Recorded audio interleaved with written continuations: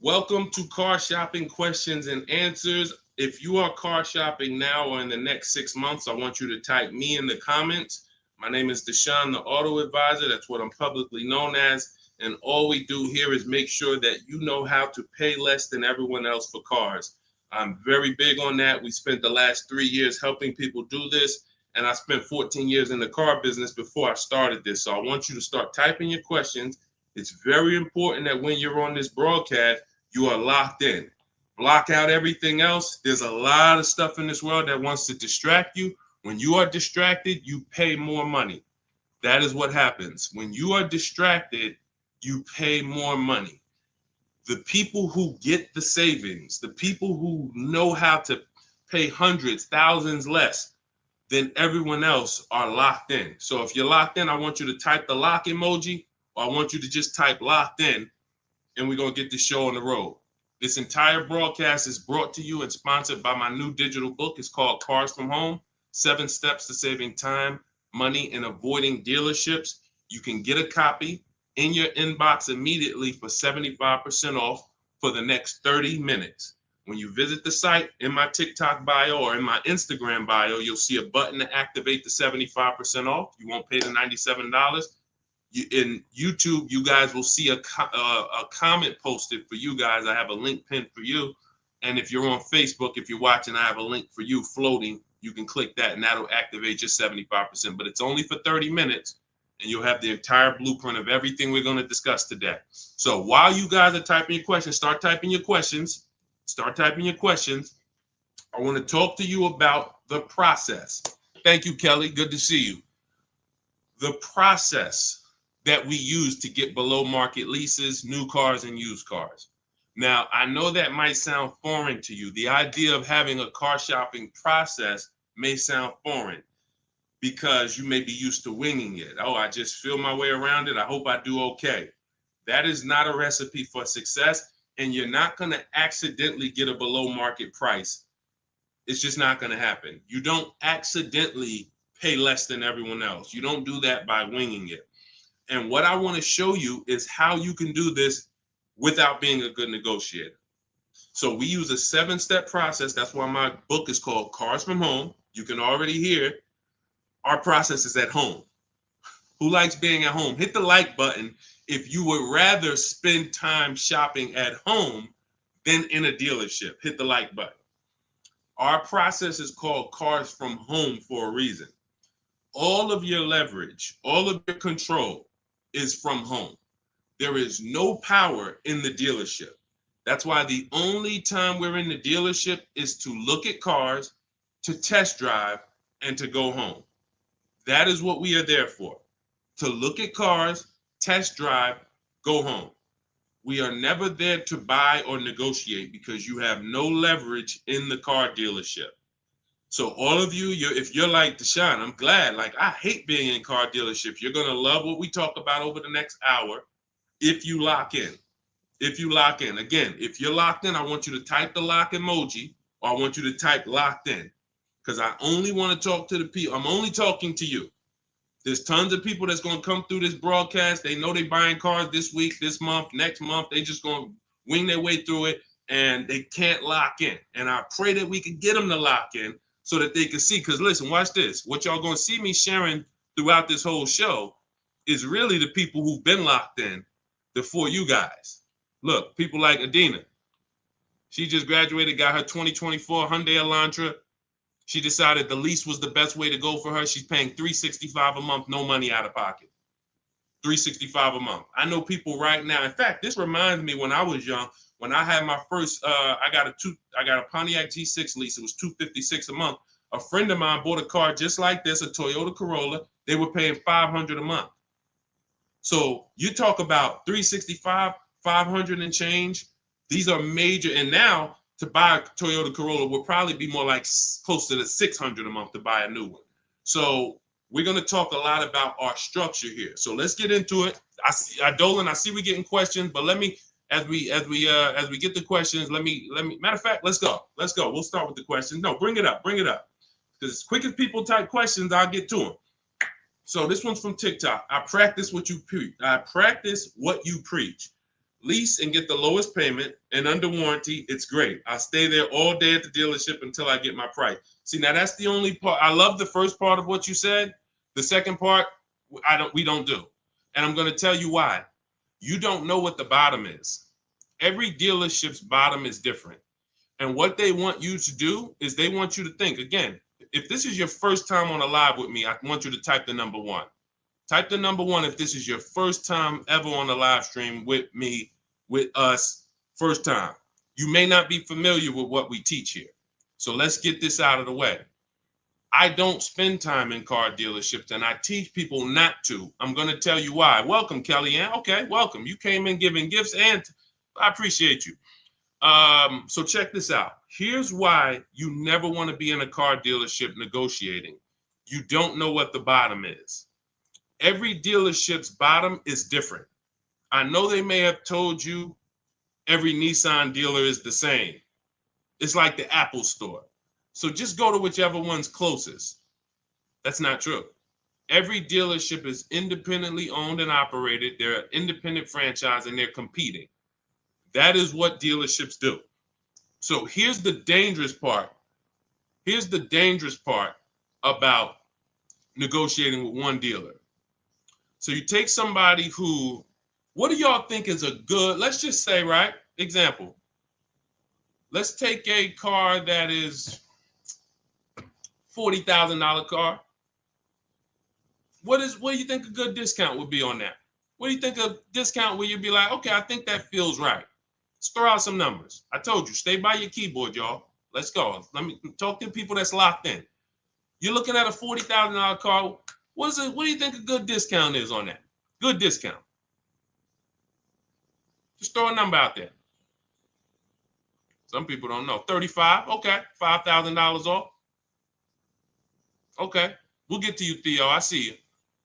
Okay. $5,000 off. Okay. Let's go. Kelly Jean, you locked in today. I'm okay. $2,000 off. Okay, Atlanta lawyer. Okay.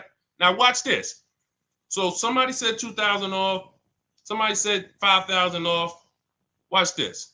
Now Tiffany gets a $40,000 vehicle. Look, MSRP was $44,820. She got $6,538, $30 off. Now let me tell you how she guarantees that's the best deal. Multiple offers. If you're in a dealership where the market price of the vehicle is everyone's charging $5,000 over sticker, $3,000 over sticker, $8,000 over sticker, then maybe a $2,000 discount is the best in the market. But there's no way for you to know that without multiple offers. Like, look at Eddie. Eddie's shopping for a Toyota. He bought it. This was last year. He bought it and he said, look, I went with the perfect purchase route, which is a strategy I teach. 2023 Toyota Camry hybrid with all the bells and whistles. Initial quotes were over 10,000 over MSRP. So if any of you are familiar with this vehicle, the Toyota Camry hybrid, dealers were charging people ridiculous money, and they still are. He ends up getting a $2,086 discount after he looked at multiple offers. That is the name of the game. You can't, because now let me show you a little bit more of why we must get multiple offers. You can't feel for the bottom. Look at this. When you look at somebody like Kimberly shop, she gets a matter of fact, oh no, we just had somebody I want to share with y'all because she saved more money than anyone else I've ever seen. Did I bring her deal in here? Did I bring her deal in here? Hold on one second. Yes, I did. So this is Milligan. This was last week. It was a couple days ago. She gets a 2024 Mercedes EQE. It has a $79,000 list price. $79,000 list price. Now, if she would have went in there and said, well, I'm just going to negotiate my way in, and I'm just going to, let's say she got $8,000 off, $10,000 off. Who would feel like that was a good deal? You go in, you're looking at a $79,000 Mercedes. You know, does your gut tell you that's a good deal, or you want more? 10,000 off. Let's say 15. 15 off. And is that a good deal? Come on, tap in with me, y'all. Talk to me. Talk to me. I want y'all to know, because we don't do. I want y'all to know that I'm conservative with what I'm about to tell you. But I need you to hammer this point into your head that negotiating with a dealer is a losing battle when you're negotiating in there. So all right. So Jimmy said yes. I see you. Kelly said yes. 15 grand sounds like a good discount. I would feel good about that. Milligan paid $56,000. If you're on YouTube and if you're on Instagram, you can see it on the screen. She sent me her paperwork. This is what I do. So this is literally, people send me their deals. People who I work with around the country, whether you have my book, whether you're in my program, people send me their deals all the time. She paid 50. She saved almost $30,000 on this vehicle. Brand new vehicle. So what does that tell you? Had you gone in there and agreed to a $15,000 discount, you would have left thinking you did okay, which is the point I want to make before we wrap this question up. The name of the game with car sales, and I did this for 14 years, is not that you win. It's to make you think you won. The name of the game with car sales is to make you think you won. It is a psychological game that when you're negotiating one-on-one with dealers, it's impossible for you to you can't win. So when you step outside and you start to sit back like we do and shop from home, and you learn how to look at the market the way I teach, the way you're going to learn, the more you tap in here, you will understand that your money and your leverage is at home, putting dealers against each other. Not going into one dealer and saying, okay, how much can you take off? Okay, who got that? Type $ if that point makes sense. You cannot feel for the bottom. You cannot say, oh, okay, that sounds good. 3,000 off. That sounds good. 10,000 off. That sounds good. 20,000 off. You can't say that on any vehicle.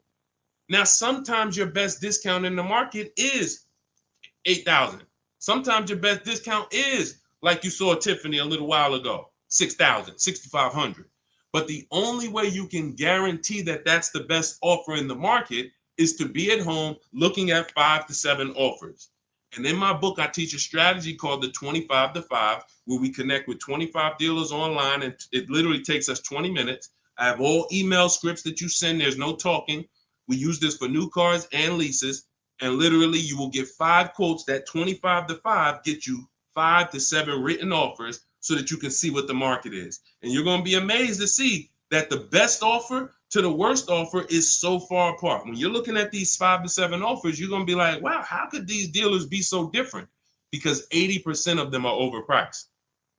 So when someone tells you, hey, Tiffany, that's my best offer. Hey, Taryn, that's my best offer. Barbara, Ken, my best offer.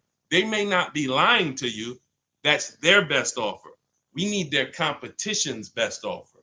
And that's how we make sure we guarantee the bottom price. If Milligan would have settled for $15,000 off, she would have left another $13,000 on the table. We can't leave that kind of money on the table. Okay? So yes, I love that you seem to understand about leasing, the person who shared this question, but what I don't love is being in dealerships negotiating. I do not do it. I don't teach to do it. We stay at home and we make people bid for our business. That is the game. Okay, all of this is inside my new digital book, guys. You can see it. It's called Cars from Home, 7 Steps to Saving Time, Money, and Avoiding Dealerships. And you can see, Josh, I have a support email everywhere. You can see it on my screen. Every time I do a live, I have a support email. When you purchase the book, literally on the thank you page, as soon as you pay, as soon as you get your 75% off, it literally says, screenshot this page. And it says, here's my support team's email, just in case you may have typed the email in wrong. And it says, click the link below to open up your book. So you can open it right there on the thank you page, save it to your phone or your computer, and I email you a copy. So DM me. If you don't see the support team email, we share it everywhere. We share it everywhere. I don't want to share it here live publicly, but DM me and we'll share it. We'll share it so you can have it. All right. Hey, Deshone, I drive 31,000 miles a year. Can I still get a lease driving that much? Theo, great question. So let's talk to high mileage drivers. If you drive more than 18,000 miles a year, I want you to type HM for high mileage. Now, here's what's important for you to understand. And what I love about the way you ask this question, Theo, is you're asking to understand. You're not asking with assuming an answer. So check this out. If you drive 18,000, all right, I see you high mileage drivers. If you drive 18, I see you Toussaint. You have to think about something other people don't. This is how vehicles normally lose value. This is what I call the unseen expense. You must understand this. This is what I call car buying 101, depreciation. So the people who don't understand leasing or who tell you not to lease, they don't understand depreciation. They say things like, well, I don't like to lease because I want to drive as much as I want to drive. Here's the thing. You pay for your usage whether you buy or lease. Give you an example. Let's say you buy a vehicle today for $40,000. What's that vehicle worth in 1 year, everybody? Let me ask you. Throw a number out. You buy a vehicle today for $40,000. What is it worth in 1 year? Average miles driven, 12,000 miles per year. What is that vehicle worth? Is it still worth 40? Is it still worth 40? No. Right, exactly. 33. Let's go. Let's go. Shout out to the people that's not distracted. 33. Look. So now that's a good estimate. You look and you say, all right, that's 40. This is 33. That's 1 year of time I lost $7,000. Had nothing to do with the fact you bought the car. I thought you didn't pay for stuff if you bought it. I thought you could drive as much as you want when you bought it. So let's throw a curveball in for the high mileage driver, because this is the point we're making. What happens if you drive 20,000 miles? What's the car worth? What's the car worth? Instead of average miles, where like, okay, it'd be worth 30. You drive 20,000 miles, it's probably worth 30. Instead of 33, it's probably worth 30. You lost 10 grand of value. So the more you drive, the more you depreciate your vehicle. Does that make sense? It doesn't matter if you leased or bought. If you buy a vehicle for 40 and you put 100,000 miles on it in a year, that vehicle's worthless. You go around and you try to sell it, it's probably going to be worth $12,000 or whatever, $15,000. You destroyed the value with the amount of mileage you drive. So now once you see that, now you can get that, all right, I'm not off the hook just because I paid for my car and I didn't lease it. I lose in the form of depreciation depending on how I use this vehicle. So that's the basis for us to discuss leasing versus buying. And when you look at leasing versus buying, here's what we're asking ourselves. This is step one in my book. We don't do anything else until we pass this step. How many years are you keeping the next vehicle? How many years are you keeping your next vehicle? Type into the chat. Those of you who are shopping, I want you to answer this. How many years are you keeping your next vehicle that you're going to be shopping for? 8 or more, or less than 8? This is called the 8-year rule. See, I get a lot of people, and I see a lot of you ask, hey, I'm looking at a Porsche Macan. Should I lease or buy? I'm looking at a Rolls Royce. Should I lease or buy? I'm looking at a Honda Civic. Lease or buy? It's the same answer. How many years are you keeping the vehicle? Because here's what you need to realize. You're going to lose the most value in 5 to 7 years. But after 5 to 7 years, after 7 years, the depreciation cools off and you start losing little value. Who has a vehicle outside they've had for more than 10 years? Type me. You got a vehicle in your driveway right now. You've had it for more than 10 years. I want you to type me in the comments. And we don't get many people nowadays. People are not keeping vehicles that long anymore. Okay, I see. Kelly Jean has one. Tiny Boy, I see you. All right, Naturally Dope. Okay. If you got a vehicle right now in your driveway, you've had it for more than 10 years, type me. Okay, I see you, just be you. All right. All right. These are called long-term. Look, been 18 years next month, naturally dope. Now, here's what's beautiful about them. Their depreciation is like this. What does that mean? Whatever their vehicle is worth today is probably going to be worth the same thing next year. I see you, E. Valentine. That means you beat depreciation. See, there's only two ways to beat it. Long-term ownership like them, or with a below market lease. You cannot buy a vehicle, have it lose value for 5 to 7 years, turn around and replace it and think you won. That's just not the way it works. You bought it for 40, you traded it in, it was worth 15, and you thought you won. You lost $35,000 or $25,000 in that time period. Was there a way we could have gotten that car or a similar car and lost less than $25,000 in that time period? This is what we're trying to do when we're beating depreciation. So if you are a long-term person, those of you who said, yeah, hey, Jose got 10-year Cadillac, had it from 2011, perfect. If that's your plan, you don't think about leasing. But if your spouse says, I don't want to keep a car that long, I don't see myself keeping a car that long, then they shouldn't be thinking about purchasing because they're going to lose in depreciation. So now when you look at what a lease is you have an opportunity to overpay. There's 3 types of leases: market value, above market value, below market value. If you pay market value or above market value, you lost. You lost. Market value or below market value, you lost. If you're enjoying this on TikTok, can y'all just double tap the screen? Just start tapping the screen. You're going to see the likes run up, and y'all just keep running them up. And what that does is it lets TikTok know we talking business over here, bring more people. If you're enjoying it on Facebook and YouTube, can you hit the share button, tag a friend in here so we can help them protect their money? This is about below market lease deals because you've seen commercials that say, hey, you can lease this vehicle for this, $5,000 down plus tax. Those are above market lease values or market value. When you see lease deals that look like this, and this is why I show you people who came before you. Danielle, $44,000 Audi, 2024, no money down, $550 a month. No money down, $44,000 Audi.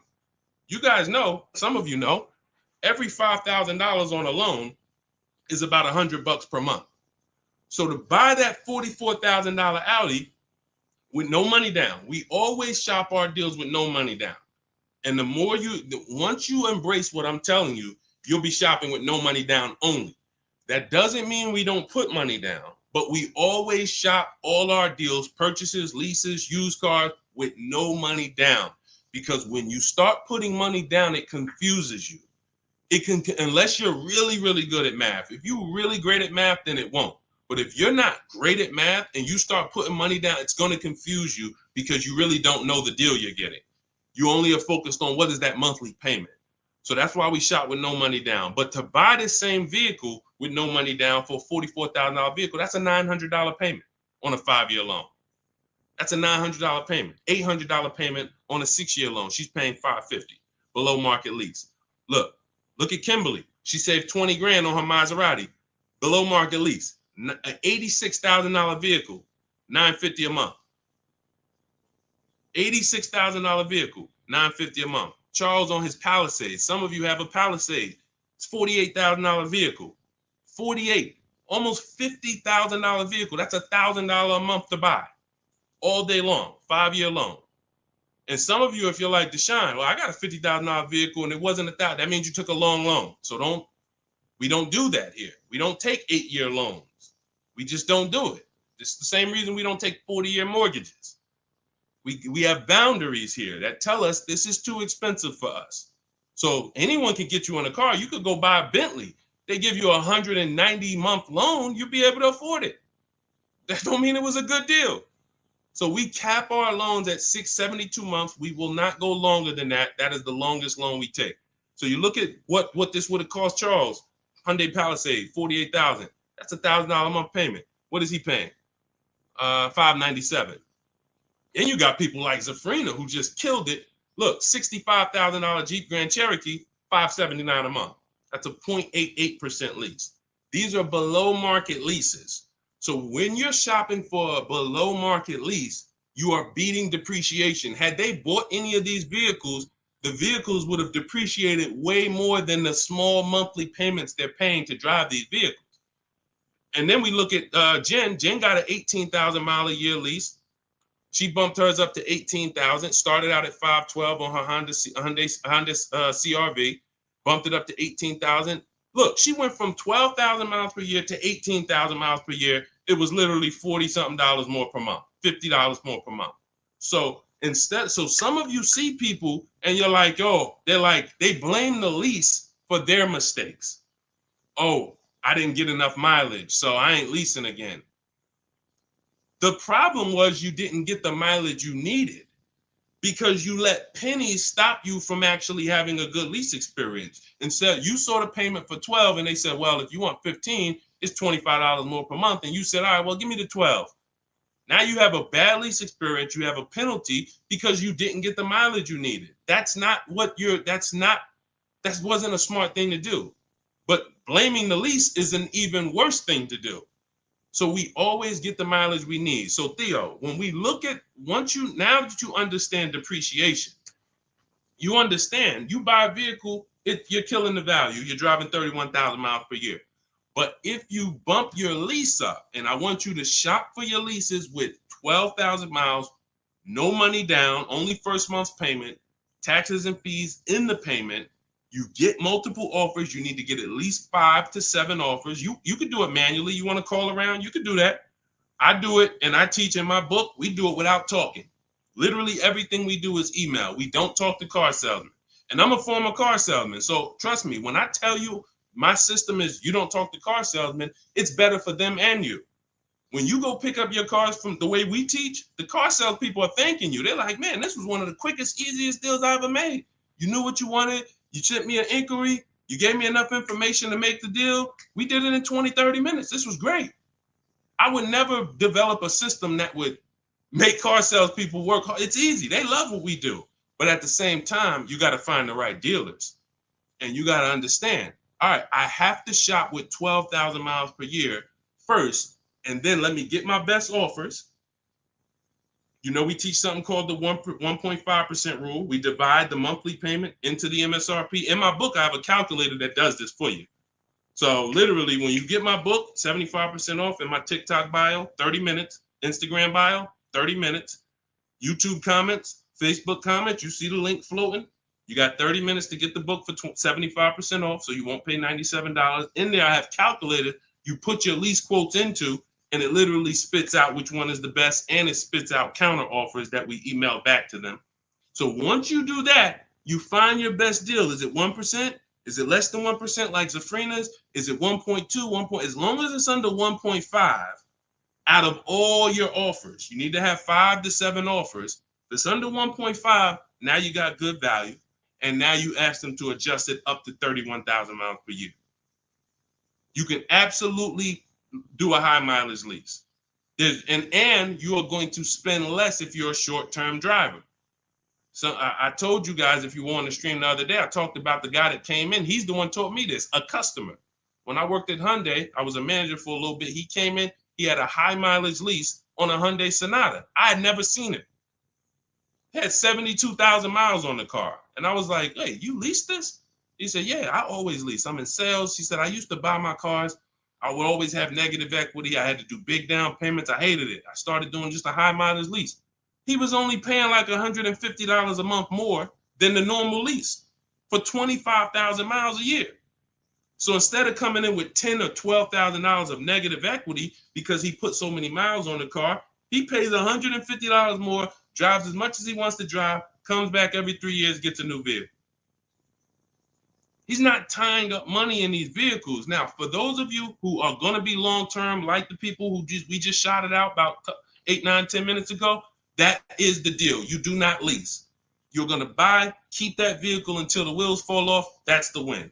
But if you're not keeping your vehicles 8 years, you're overspending by thousands of dollars not leasing. And we prove that over and over and over and over here. I want you to get from being stuck in the middle, either get to the lease side or get to the long-term owner side. Get out of the middle. That's where the depreciation hits are. That's where you lose in resale. That's where you overspend by thousands, and I need you out of there. Okay, that's a great question, Theo. Great question. Go ahead, Dolan. Let's shoot the next one in. Keep typing your questions, y'all. Could y'all keep tapping the screen on TikTok and keep running the likes up? Every time you hear something you like, either hit the like button or the share button. If you're like, man, you know what? Because at the end of the day, look, it's only a couple people that help us move this mission forward. I appreciate it. There's a couple. I love the people who tap in, but I really appreciate the people who share, tell their friends. I see you. Okay? I see you, and I appreciate it. Let's go.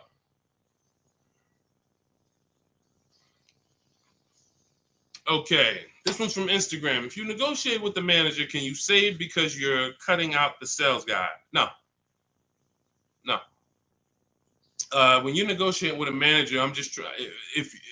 If I didn't have my way of doing it totally online by email, then I would be calling sales managers, and I'd only be dealing with sales managers. I'd be talking to at least 5. I'd be talking to as many sales managers as necessary to get 5 offers. And this is only for new cars and leases. The process for used cars is entirely different. We haven't had a question about that yet, so I'm not going to go into detail with it. But the process for shopping for used cars is totally different because that's based on marketplaces. But when we are talking and we're shopping for new cars and leases, we're only dealing with, I would only deal with managers if I wasn't doing it by email. But yeah, that's not going to help you save. What's going to help you save is getting multiple offers and seeing who's the best offer. Seeing which the first thing we want to decide when we look at a car. I was at the gym today and one of my friends showed me, hey, D, man, I'm looking at this car right here. This Lexus dealer had it on their showroom floor. I said it's 100 of them in the country. See, you fall in love with that one. And you seem to think, that's the only car out here like this, and whatever I can negotiate with them is great, man. 100 of those cars are around the country. 100, maybe 30 of them are within 100 miles of you. My mission and your mission is to find which dealer is going to sell that car for the lowest price. That's the mission. It's very simple, and it's very simple when you're doing it from home. Very simple. We don't negotiate with one car. They're cookie cutter. I don't care if you're looking at the rarest Bentley. There's still a couple of them in the country. Because the more, when a dealer can make you think we're the only ones with this car, they can charge you what they want to charge you. And you're going to say things that are going to be like, charge me more. What does that mean? Oh, man, I ain't seen this one before. Okay, ching, cash register. You say stuff, See, I'm a former car salesman, and thank God he's put me here to do good in this world. And he's given me a heart to help people, and I just never had the heart to take advantage of people. I know the business like the back of my hand. I've been a manager at Ray Katina. We had to run our own deals. Most car salespeople have no idea what I'm talking about. Me and my friend, we were just talking about this because the places we worked at, we had a different standard. We had to know the numbers. We ran the program. Ray Katina didn't have finance managers. A car salesman who just runs back and forth, no disrespect, but you don't know what we're talking about here.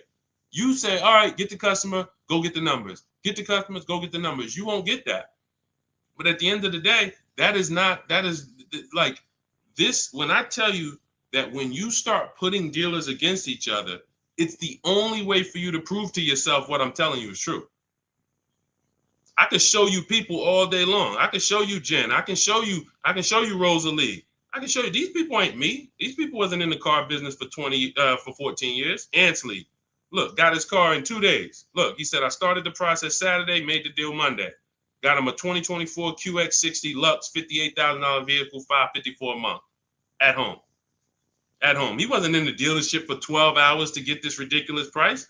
I can show you this all day long, but until you see that the name of the game is putting dealers against each other, and when you see how much you're going to save, you'll never go back to the old way.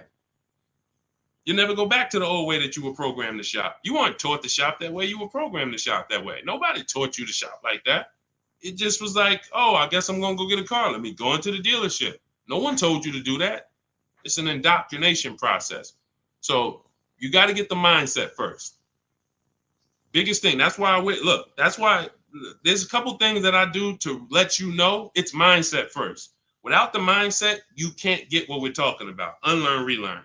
That means you got to unlearn what you were taught. You got to unlearn what you do. If it's not working, unlearn it. You can't relearn it until you dump the old stuff. Cars from home. That's the mindset. That's the mindset.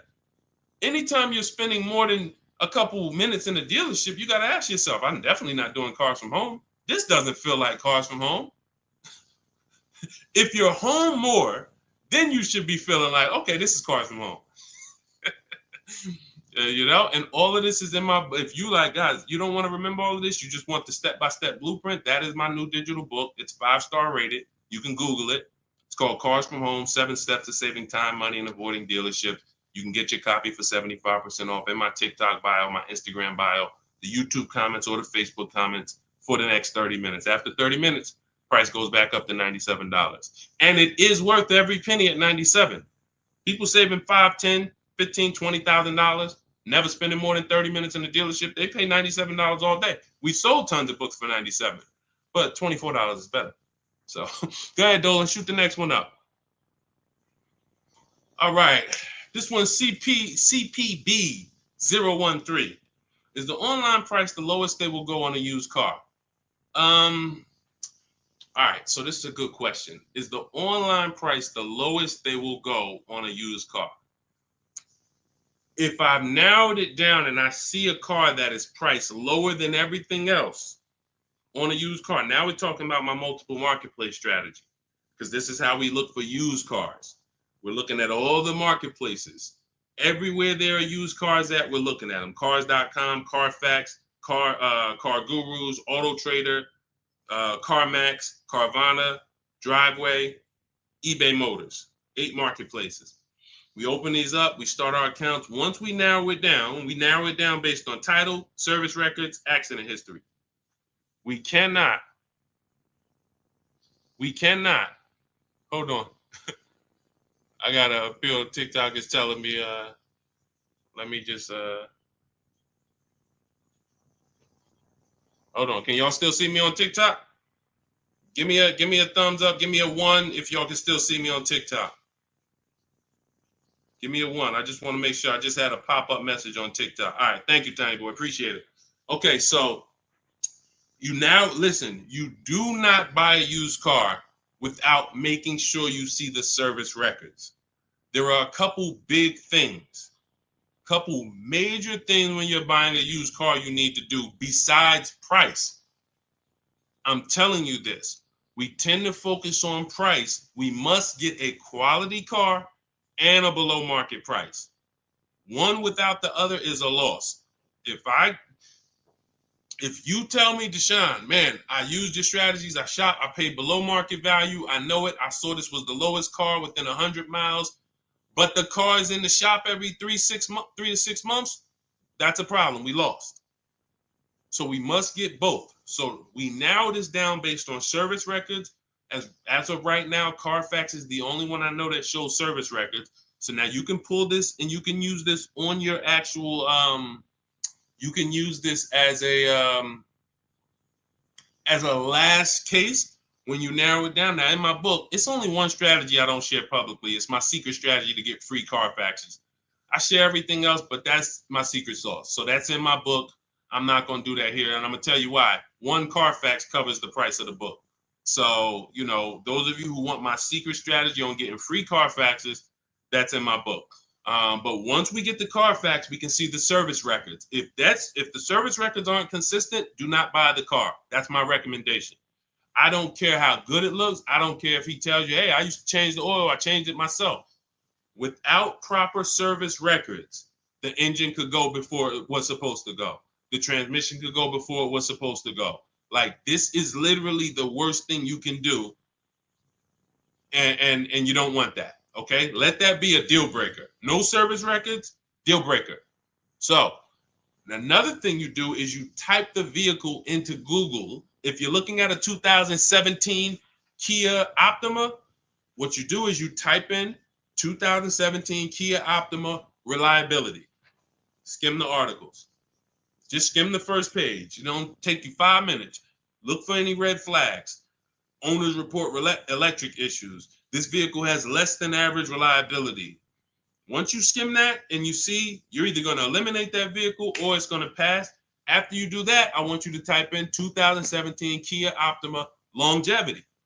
Now you're going to see websites that look at engines and transmissions and what owners say in the long term. And it'll say these vehicles may last 200 to 300,000 miles. This is how you get quality. Again, you cannot get a great price and then not a quality vehicle. It's a loss. We got tons of people, you may have had that issue. You felt like you were doing good, and then all of a sudden your car's having problems. Whatever price you paid for it doesn't matter. The car's having problems.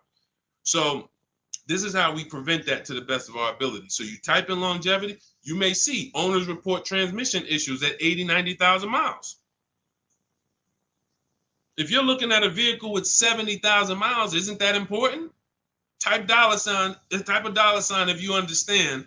If you're looking at a used car and it has 60,000 miles, you do that quick search I just said, and it says owners report transmission issues at 80, 90,000 miles. Wouldn't you want to know that? Quick search. This is 10 minutes to say this is free. Free things that take no time, that save you thousands of dollars and headaches and money and all of this. So now, once that's happening, we look at the prices. Now we look and say, all right, is this the lowest price on the market? All right. Are they going to charge any fees? This is what we need to know, CPB. Because some people will put a price online. Who's experienced that? Who's had a dealer that they saw a price online, they went in, and then it was a different price? Type me if you've had that happen to you.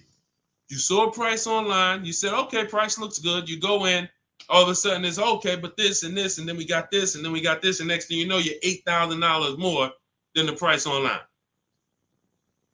Happens all the time. How do we prevent that? We call before we go. We must verify fees before we go. So when I look at a price online, CPV, you got to understand something. There's two types of dealers. There's dealers who list used cars and they have no intention to sell the car at that price. They're going to bump the price up when you get there, and they hope you don't call. Because if you call, then they know you won't come. And in my book, I teach you how to call. We don't waste our time. We don't let anyone waste our time. While we're in a dealership that's wasting our time, the real best price car is selling to someone else. If you narrow it down to 3 cars and then you go see one and it's like, okay, Dad, you wasted my time. Now you come back and the other 2 that was really the best price, those are gone. Because the best price cars don't last long. So we can't afford to let anyone waste our time. So now the goal is to see, can I get money off, but not here. We don't do that until we get there. Because a lot of times when we shop for used cars, we're getting notifications of every car that pops up. A lot of times we get cars that no one even knows hit the market yet. Soon as they hit the market, because I teach you how to know the market, you literally know the car there before anyone. You verify fees, you're there, you test drive it, you lock the car up. You can't call those dealers and be like, hey, could you take another $1,000, $2,000 off? Because they're going to be like, well, we just got the car. We're going to give it some chance. And I'm going to give you another insider secret. Dealers use a tool called V-Auto. When we list used cars, we know what every used car is priced at around us. We know what every single used car is priced at all around us. So we know we're the lowest priced car in the market. When you're looking at that car and you see that's the lowest price out of all of them, that dealer knows they're the lowest price. So when you call them and you look for more money off and you're not there, you don't have any leverage. So we do that when we get there. So this is all in the process that we use. I talked to y'all at the beginning of the stream. We talked about process. Everything we do is a system. That's why we have thousands of people that you look all over my pages, you read those comments, you see people sold their leases. I made so much money selling my lease. Oh man, I got $10,000 off. Man, I got a deal that was $200 less than what I thought I could get. Look, I had, I think Vicky, who wrote into me? I think Vicky wrote into me and said, What's her name, Vicky? Okay, can you take that question off, CP? Dolan, so I can see this. Okay, yeah, it was Vicky. She said, "Hey, Deshone, thanks to your book and the methods, I was able to get my new lease for a 2024 Volkswagen Atlas for $175 less a month than my first quotes. I did it all online except for picking up the car. I put no money down other than first month's payment and DMV. I saved over $6,000 over the life of my lease listening to your tips, using my scripts. My negotiating scripts, you don't talk, you're typing, you're copying and pasting. So if you have it, if you can't copy and paste, this ain't for you. If you're not good with a computer, you can't visit websites and copy and paste. This isn't for you. But that is the name of the game. That is the name of the game. Like, it is all about having a process, not winging it. This is a 5 and 6 figure transaction. You wouldn't wing a home purchase. I don't care if you found the least expensive shack in the country. You found a shack that was $40,000. And you're like, man, I want to buy that shack. You wouldn't wing that process, right? You wouldn't be like, oh, you know what? I can handle it. Forget the attorney. I don't need a realtor. I don't need none of that. I'm just going to go and, no title company. No, there's a process. Doesn't matter. Even the least expensive house. So if you treat car buying here like you treat home buying, if you treat car buying like you're buying a small house instead of a big TV, that's how people treat buying cars. Then people come in, hey, honey, look outside. You bought a car? Hey, I went down. I told you, I told you I was just going to get milk, but I stopped by the dealership. I knew you was out for a couple hours. What happened? Like, how'd you buy a car? Well, I stopped by the dealership. I saw this thing and I just had to make it. You made a $30,000 transaction in minutes. It's like it's a big TV, like you bought a 90-inch TV home. Look, honey, but I got a car, something that costs $50,000. I did it in a couple hours. This is why we're losing. And so part of what I got to do, y'all, I got to tell you the bad news. I got to tell you the bad news so that you can get to these prices. You're not going to get to these prices unless you realize that everything they taught you to do was for them to make more money. Once that clicks, you come over to our side and you join our side, and we'll just, you'll be winning for forever. New cars, used cars, leases, high mileage drivers, don't matter. We do it all. All right, go ahead, Dolan. All right. I'm in 3/6 years in my finance car. Okay, it looks like you're about halfway in, and would do anything to pay less than $660 a month. How do you feel about refinancing? Okay, so there's a right way to refinance and there's a wrong way. Refinancing should be you qualify for a better rate now, but you don't want to stretch the loan out. And I'm going to tell you why. Most of the people who want to loan you money, they want you to take it longer. I make more money lending you $40,000 for 8 years than I do for 3 years. So the longer you take the loan, the more I'm pretty much guaranteed to be all right. If you pay for 2-3 years, a lot of that is going to interest. So by the time you get to halfway through, you still owe a good amount on that vehicle. So most people, when they refinance, they call and they're like, okay, well, what's the lowest payment I could refinance into? And then they'll stretch the loan out. And that ends up, like, let's say if you paid 3 years already. Now you go in and you say, all right, well, what can I refinance to? They say, well, we could get you the $375 a month. We give you a new 6-year loan. And now people be like, oh, well, I like that better. But you already paid for 3. What's 3 plus 6? 9 years. No one's taking, there's no smart person on here that would sign a 9-year loan. But that's the problem. So here's what I would do. You're already, all right. Another thing about refinancing, it's for people who want to keep their cars. We said this earlier. The people who are keeping their cars want to actually pay them off and keep them until they, forever. or at least until they know that the depreciation is over. And that's really not even that, because once the depreciation, once you get here, you buy your car here, by the time it gets here, you paid it off. Now you don't want to get rid of it, because now this is where you've reached what I call the reward stage. This is where it's like, man, my car is not really losing that much value. Now let me keep this thing and really get my money out of it. You don't want to flip the car as soon as the depreciation has really settled. You don't. So if you're planning to keep that car and keep it 8, 9, 10 years, then you refinance, and then you say, all right, I'm just going to make sure I got the best loan. But I would recommend you refinance and pay the highest payment you can to pay off the car quicker, not stretching the loan out. It's just you're paying more. It may seem like, okay, yeah, I'm paying less, but you're paying more. You've already paid for 3 years. They stretch you out another 5 years. That's an 8-year loan. You paid on the car for 8 years now. So what I would look at is, if you're not a long-term person, if you're not keeping your cars 8 years, you should be flipping out of that car into a lease. You should literally we have a process we call the equity assessment. Some of you know there's a word we don't use here. It starts with a T. Who knows? Because I know we got some new people on here. If this is your first time, you wouldn't know this. But there's a couple people that tap in with us regularly. They locked in. They becoming below market masters. A lot of them have my book already. So there's a word we don't use. It starts with a T. See if we got anybody on here that know. Thank you, Terry. Trade. Yes. Thank you. Way to go. I love the people who are locked in.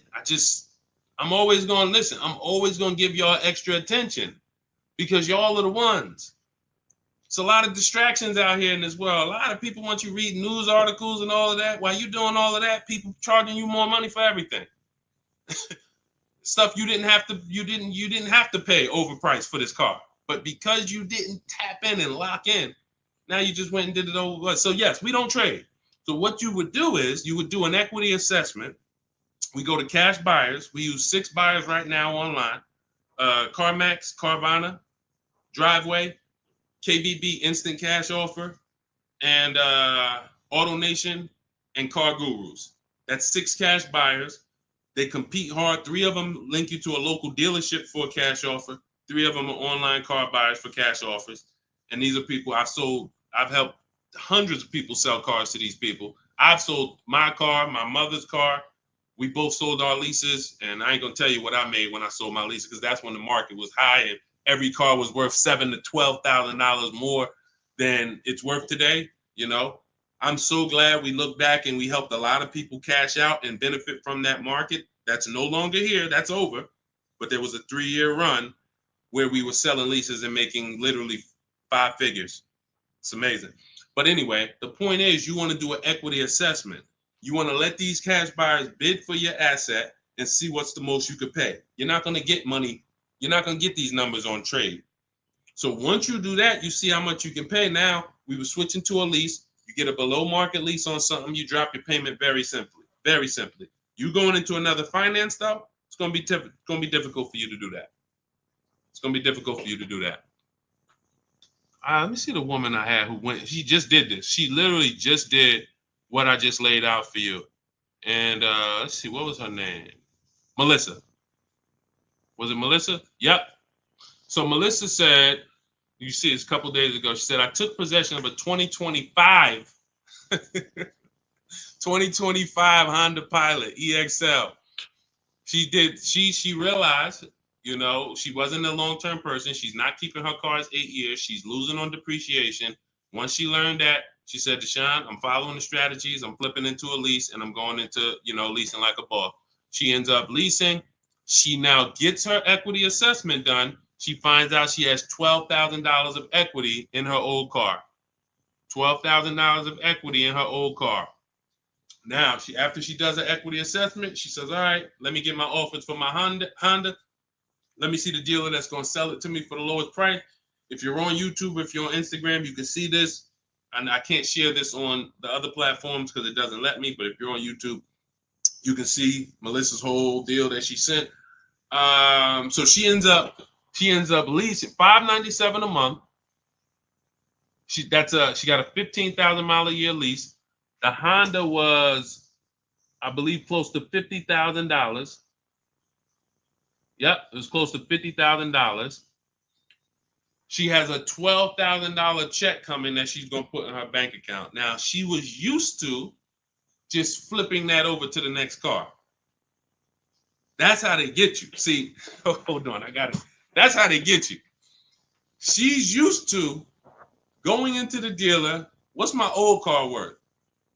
Who's done this? If you'll be honest and say, ouch, you've done this. If you can't say amen, say ouch. That's what my old pastor used to say. Can't say amen, say ouch. When you look and you go, what's my old car worth? I want to use that for a trade. I don't want to put no money down. That's why I got my old car. Now what'll happen is that old car, you just flip the finance, and now when you hear the payment, it's like, okay, I guess the payment's not that bad, but you don't realize your old car was a $10,000 to $12,000 to $15,000 down payment that just stacked their profit, and now it's all types of bad. It's because it's too much money for a person to control. It's too much money. When you go into a dealership to trade and you need a loan, that's 3 transactions you're giving to the dealership. 3. That means I want to sell you my old car. That's 1 transaction. And instead of me making people bid for my old car, I'm just going to give it to you. I'm going to just have you be my only offer. Even though I know, well, you don't know, that's why you're not doing it. Even though there's tons of other companies who want to compete to say, hey, wait, we'll pay more than that. We'll pay more. They're giving you 10 for the trade. We'll give you 13. We'll give you 12. Like, you don't know these people exist. So you're now giving that to the dealer. Now you say, and I need a loan. You don't realize there's banks and credit unions that want to compete all around you. Hey, we could do a better rate than that. We could do a better rate than that. In my book, I teach something called the bank bidding war, where we have all of these people bid for our loan, and it doesn't affect our credit. There's a particular way we do this. It's a bank bidding war. They give you a window to shop. Now, you can't let dealers run your credit and just run you, that's different. I'm talking you rate shopping. But you're giving that transaction to the dealer without shopping it. And then you're buying a car from them, even though there's other dealers who have the exact same car that you're not getting prices from. That will sell you the car for $3,000 less, $5,000 less, $8,000 less, $15,000 less. You won't know that because you're just dealing with this one person. So that is what happens most of the time. That's why when you step into our way, you see it's totally different. You can't even mix what we do here with how y'all do it. You can't. It's oil and water. So that's how Melissa did it. The same way I just told you to do it. She said, you know what? I'm not buying these cars anymore. I'm not keeping them 8 years. If I'm keeping a car 8 years, then I'll shop to buy again. Again, for those of you who just came on the stream, if you are keeping your car more than 8 years, your next car, you shop for a purchase. New car, used car, purchase. But if you cannot tell me 100% you are keeping the car 8 years, you should be shopping for a lease. It's not even close. The prices paid, the quality of vehicles driven, as long as you're getting the right mileage you need, it's the best thing ever. New cars, and we're paying cents on the dollar compared to everyone else. But you have to bid these out. Can't walk into a dealer and say, hey, work me a lease out. You're never going to get these prices. Never. Go ahead, Dolan. Next question.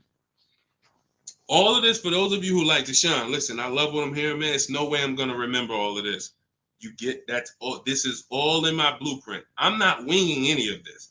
Everything I'm teaching is out of my step-by-step book. It's a digital book. It's called Cars from Home, 7 Steps to Saving Time, Money, and Avoiding Dealerships. You can get your copy for 75% off for the next 30 minutes. Now, if you visited the website already and the timer started, that means once that timer hits 0, it's not, you don't get 75% off. It goes back up to $97. So you won't get the $24 price. But if you get there before the timer hits 0, in my TikTok bio, in my Instagram bio, you can get your 75% off. It'll be in your inbox before we even end the stream. It'll be in your inbox in 5 minutes. Now, also, we have a link in the YouTube comments pinned for you to activate your 75% off, as well as a link floating on Facebook or in the comments for you to activate your 75% off. But once you get your book, I want you to screenshot the thank you page. One, it says right here, click below to open your book. So you can open the book and save it to your phone or your email right there. But then I also email you a copy. But sometimes you type your email in wrong. We have a great email system. We've delivered over 10,000 books, but we can't send a book to the wrong email. And that's what usually happens. So I want you to screenshot that page so you'll have my support team's email. And depending on where you're watching, you'll see the support email on the screen. But this is only for book delivery. This is not for questions. I don't do questions through email. All right. Jimmy, thanks. Just got the book. Can't wait to read and learn how to get a great deal on my next car. Congratulations. Use it, win. Follow it step by step. Don't change a thing. It's like McDonald's. I promise you. The reason why we have hundreds of people, I've worked with 2,000 people personally, and we probably got thousands of people that I don't even know about. Hundreds that have written me, text, DM me, emailed me. But I know we have thousands of people who've used our strategies to get below market prices and enjoy the car shopping process. Like, enjoy. How about that? How about, yeah, great to pay below market prices, great to save thousands of dollars. How about enjoying something, enjoying a process of something that you're about to spend 5 or 6 figures on? Not like, oh, just get me out of here. I've had people who I've seen them. I see them at the dealership when I was in there. They can't wait to get it over with. Oh, I hate this. It's a shame. It's a shame. We enjoy car shopping. When you're in control, when you're making people bid for your business, when you see companies, banks, dealerships fighting in your inbox, hey, look at my offer. Look, hey, can we anything we can do? When you feel like that, you see you are the prize. You see, you're the prize. Your business is the prize. The way we shop, we're the prize. You know, the way you've been taught to shop, you're begging. You're just begging. Come on, can you take off another 1,000? Come on, you really gonna lose a deal over, $20 a month? Come on, I know you could do better than that. You're begging. Mm-mm. Mm-mm. Yeah, congratulations, Jimmy. Keep me posted and make sure you email me your deal when you get it. I can't wait to see it. Go ahead, Dolan. Got a time for a couple more. All right, let's get through as many as we can. Let's go. Just be you. What's average credit score you need for a good lease with no down payment? I would say I like to see people around 670, 660. Depends on the vehicle you're shopping for. Now, there's some vehicles that won't let you be their first lease. If you've never had a car loan, you need to have a car loan. Mercedes was big on that. They wanted you to have a car loan or lease prior to them. But usually a 680 can get you approved tier 1 for most vehicles that I've seen. Now, it's not all about credit score. It is. I have something in my book I call, it's called, leasing and credit. And what I tell you is it's about profile. It's more about profile than just score. Profile is like nothing gets you approved for a lease like a paid car. If you paid on time for a car you have now, even with a 640 score, if they look at you and see, wait, well, she's never missed a payment on her car in the last 5 years. There's a good chance you're going to get approved because that weighs heavy, But if you don't have a car or a paid off car, then you want to have a higher score, 680, 690, 680 I usually see. And again, it depends on the vehicle, but most vehicles that I've seen with a 680, solid profile, good income, you don't have to make a lot, they need to see that you can afford the vehicle. That's just fine. Yeah, that's just fine. And look, if you're not ready to get a lease yet, then you should be setting yourself up to get a lease. You should be setting yourself up. No, thank you, baby. You should be setting yourself up to get a lease. What does that mean? If you don't have the credit to lease right now, the last thing you want to do is go get let me tell you what people do. Can't sacrifice. Can't sacrifice. You don't have the credit, but you want to drive the nice vehicle. So you're going to go out and you're going to spend 20, 25, 30 and say, hey, what could you get me to on that? Now you go out and you're paying $800 a month. Now, you're already slightly shaky in your payment history. That's a problem because you're biting off a big payment. You're typically going to overpay for that car, and the interest alone is going to be an overpayment. Not to mention the price of the car you pay. So you're getting charged more for interest, which is normal. But without shopping strategies, now you go and you overpay for the car. So you might overpay for the car, and now you got a 25% interest rate. You're burying yourself. So now you look up and you say, okay, next car, am I any closer to leasing? Not if you missed a payment on that. One late payment on that, no, you jacked yourself up. So what I teach people to do is, when you don't have the credit, get something very inexpensive. Get something that you can get, the least expensive car that you can get a loan on. Get a car that was like a Hyundai Elantra or, Toyota Corolla, something small. That was the smallest car you could get, because the smaller car you get, that means you could get it pre-owned and it won't be that expensive. Like, all right, a Hyundai Elantra is $24,000 brand new. That means I could get, if I wanted to spend 10 grand on one, I should be able to get one that's like 7 years old, 8 years old. It's only 24,000 new. I shouldn't have to, but if I'm looking at a car that was 50,000 brand new and I want to spend 10 grand, then, I'm going to get a 10-year-old one with 100,000 miles.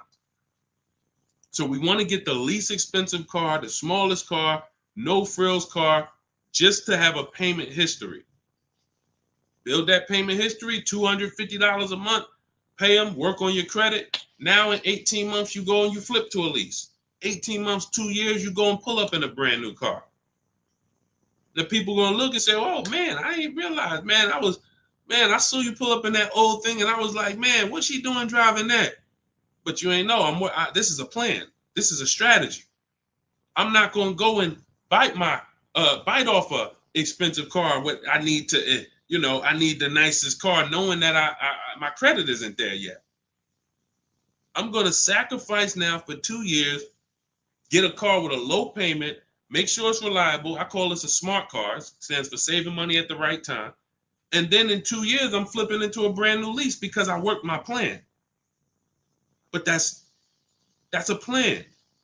How many people I saw with bad credit driving Dodge Chargers? I look at what they paying and it's like, yo, dog, this is a horrible deal.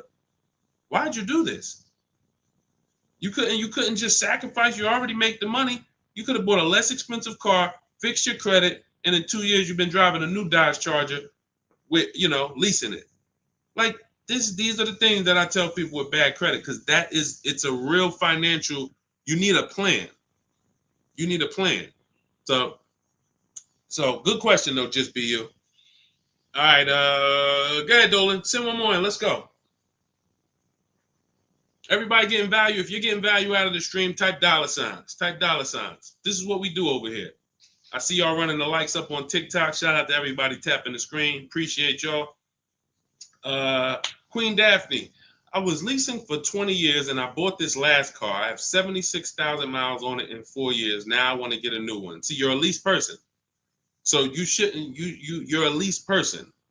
You should be leasing, getting yourself, if you have in 4 years, 76,000 miles, that's about, it's probably about 18,000 miles a year. Look, here's the thing. Look at Jen. If you didn't see Queen Daphne, I shared Jen's deal earlier. Look at Jen. She got the exact lease you need. Look, finalized my deal this evening. Honda CR-V hybrid, very popular vehicle. 39,155, 512 a month at 12K. We always shop 12K with no money down. It was a 512 a month payment. That's a 1.3% lease. 512 on a $39,000 vehicle. So now once we shop our deals for 12, that's when we adjust with the dealer who wins the bid. Whatever dealer wins the bid, now we adjust the mileage with them. We customize it with them. So she said, okay, she told the dealer she wanted 18,000 miles per year. It went from 512 to 563 a month. That's it. Literally. $50 more a month. And she's driving 18,000 miles per year. $50 more. That's what people don't do. They take the 12, $50 more a month times 36, that's $1,800. $1,800. $1,800 over a 3-year period. $50 more per month. She gets what she needs instead of a person who says, well, I really needed 18, but I got 12. So you got 6,000 less miles than you need. Multiply that by 3 years. That's 18,000 miles over you're going to go. At 25 cents per mile, you're going to be charged. 18,000 miles over at 25 cents per mile is $4,500 penalty. This is what we call penny wise, dollar foolish. Penny wise, dollar foolish. I'm going to pay $4,500 at the end to avoid paying $1,800 over 3 years. Y'all understand? You understand? It's always about getting the mileage you need. It's always less expensive to get the mileage you need because people think they can avoid that. They think, some of it is the dealer's fault and some of it is the person's fault. The dealer may lie to them and say, hey, if you go over mileage, don't care, just come back and we'll get you out of it. They're just rolling that $4,500 penalty over to the next car and burying it and stretching it out. That doesn't go away. You cannot, because you know why the dealer has no control over this? Because the dealer has nothing to do with that. It's the bank's vehicle. The bank is expecting you to bring back the vehicle with the mileage you said. So when you bring it back and it has 18,000 more miles, you owe the bank. The dealership is out of it. The day you buy the vehicle, that paperwork signed, the check gets cut, dealership gets paid, dealership's out of it. They have nothing to do with the car anymore. It's between you and the bank. That's the bank's car. That's why when you drop off a lease, you pay a disposition fee to get the money, to get that car back to the bank where it belongs. The dealer has to transport it to the bank. It's their car. So it's always, we always shop for what we need. And it's a small amount of money. So what you do, Daphne, is you do your equity assessment. We talked about it. If you missed it about 10, 15 minutes ago, you can go and watch the YouTube replay. Or if you want everything I teach step by step in my book, it's in my digital book. You can click the link in my Instagram bio or in my TikTok bio. You get 75% off, so you get the steps for $24. As long as you get there before the 30-minute timer goes to zero.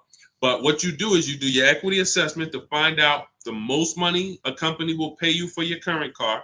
See if you have equity or do you have negative equity. And once you do that, now you move into shopping for your replacement lease. And it's simple. You separate those two transactions and you'll be just fine. And it's very, very simple. But I wouldn't, unless you're keeping your car 8 years, don't do this. And this happens a lot. People who love leasing, enjoy leasing, and then all of a sudden you buy something and it's like, nah, you know what? I really want to get back to leasing. That happens. I did it. And I broke my own rule. And here's the thing. When you break your own rule, y'all see, because I'm about to replace this truck, because I thought I was going to keep it 8 years. This is why you have to know. When I bought this pre-owned Infiniti truck, I got a great price on it. Saved 42% off the original price. That's another thing we do with used car. We must know what the original price was to know if it's a really good deal. We didn't go into detail on that in this show, but that's a big deal. You cannot. How do you know you're getting a good price on a used car if you don't know what it was originally priced? What equipment it was, what packages it had in it, what was the original list price, and what's the asking price? That's how we calculate discount. I call that the true value discount. That's in my book. So, but when I got it, I got a great deal on it. Now, when I look at the money that I paid over 3 years, once I get this new lease, you're going to see that I could have just gotten the lease. I could have just gotten the lease when you compare a used car, great deal on a used car, to a lease, they're about the same money coming out your house over a 6-year period. If you got one vehicle and you kept it for 6 years versus 2 leases, it's going to be about the same money on 2 pre-owned cars. Now, comparing a new purchase to a below market lease, totally different money. thousands more for the new purchase, thousands more. We've already hit on that throughout the stream. But what I'm going to show y'all when I do this is the amount of money that I put into the car over 3 years, over the almost 2 years I've had it. I could have just leased a brand new car for the same amount. So it's not that I overpaid, but what I could have been driving had my structure been right. And again, that's why the 8-year rule is so important. If you can't guarantee you're keeping the vehicle 8 years, you should not buy it. You should be shopping for a lease. That's the name of the game. It's not even a question. We continue to prove that over and over and over again. So anybody, if you just jumped on, you can watch the YouTube replay. You can see all the lease deals that we shared. Again, the message is get from one side, get out of the middle. Get out of the middle. You either want to be on the shopping for below market lease side, or you're a long-term buyer keeping your cars more than 8 years. Everyone who's buying their cars and trading them in, or buying them, paying them off, and then trading them in, you're losing the most money because you're on this depreciation curve. Again, we're just recapping what we covered in the show so far.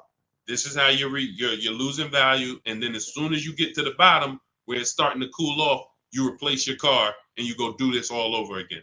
So you need to get to one side. You either want to be shopping over here for below market leases, or you're keeping your cars long enough to beat depreciation, like the people we talked about earlier in the show who said they had cars for 12 years, 10 years, 15 years, 18 years. That's the name of the game. You don't want to be leasing and then buying the lease. You're mixing them. You don't want to be buying the cars and then replacing them before they're paid off. You're stuck in the middle. So let's get in the right structure.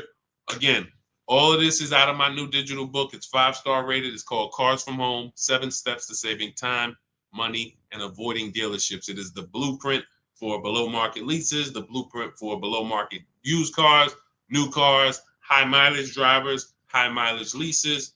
Everything you need is in there in a step-by-step fashion, making banks and credit unions bid for your business instead of just going with one bank.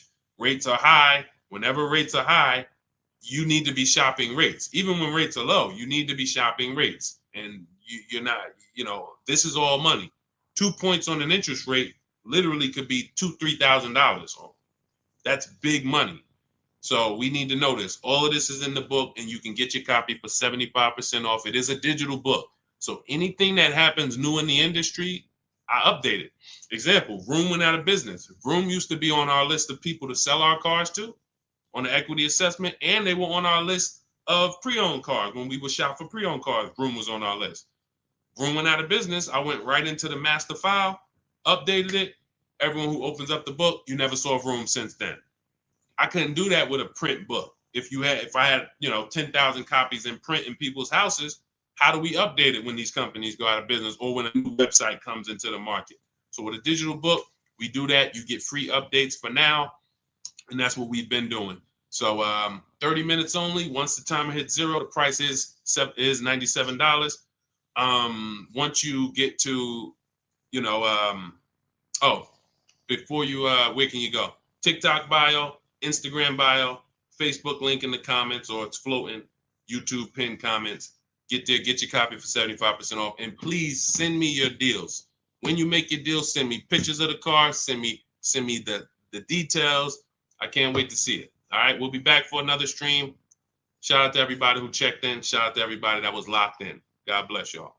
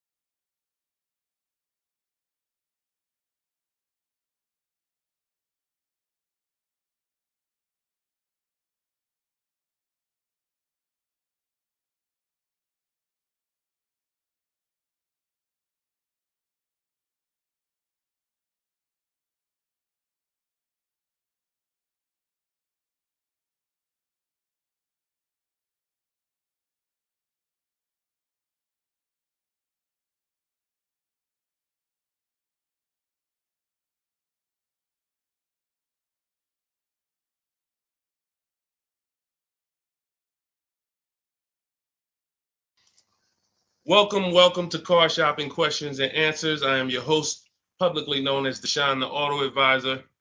We do these shows throughout the week to make sure that you guys know how to have a process to get below market deals. There's three types of prices you can pay with any car: market value, above market value, below market value. Below market value is reserved for the people who have strategies. It's not for the negotiators. Great negotiators pay market value all the time. They never know it. The only way to guarantee below market deals is to master the art of putting dealers against each other, looking at multiple offers. That is how you guarantee below market deals from home. So everything we're going to be talking about today is something we call the cars from home mindset. You do not need to spend more than 30 minutes in a car dealership to pay below market price. What you need to do is learn how to make dealers compete for your business so that you can stop begging for discounts.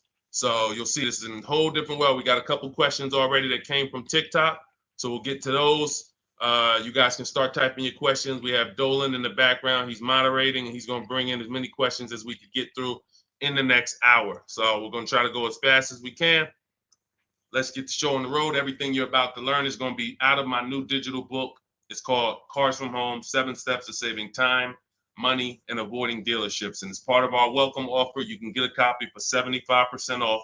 It's normally $97 and it's worth every penny. You can Google it. You can see it's 5-star rated reviews, but I want to make you a special welcome offer to get your copy at 75% off. You can get it in my TikTok bio and my Instagram bio. Just click the link and it'll activate that 75% off. And for those of you watching on Facebook, you'll see a link floating. And for those of you on YouTube, we have a link pinned in the comments for you. So, but that's only for 30 minutes. Once that countdown hits 0, the price does go back up to $97. So even if you miss it, you want to get your copy. It'll be everything we're talking about. Okay, Dolan, let's get going. You can put the first question in. This one's Angie B. How are you? So I just got pre-approved for $30,000 from Nissan. Should I ask about the interest rate and loan? Yes, you should. We don't usually, in fact, we never get pre-approved from a car dealership.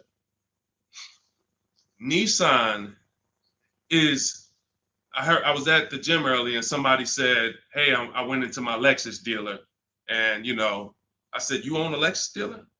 He said, well, what do you mean? I said, you said it was your Lexus dealer. You said, I went to my Lexus dealer.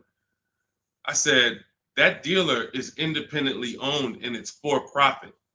It's not for you. These people are not your friends. He said, no, you're right. He said, they are nice though. I said, well, you make more money when you smile while you're taking someone's money. So there's people who make tons of money, they never smile. But if you smile, you'll make even more money. The point is to understand that someone who has an interest in making money on you should never be your only offer. Never. Because you don't know how much they've built in for themselves.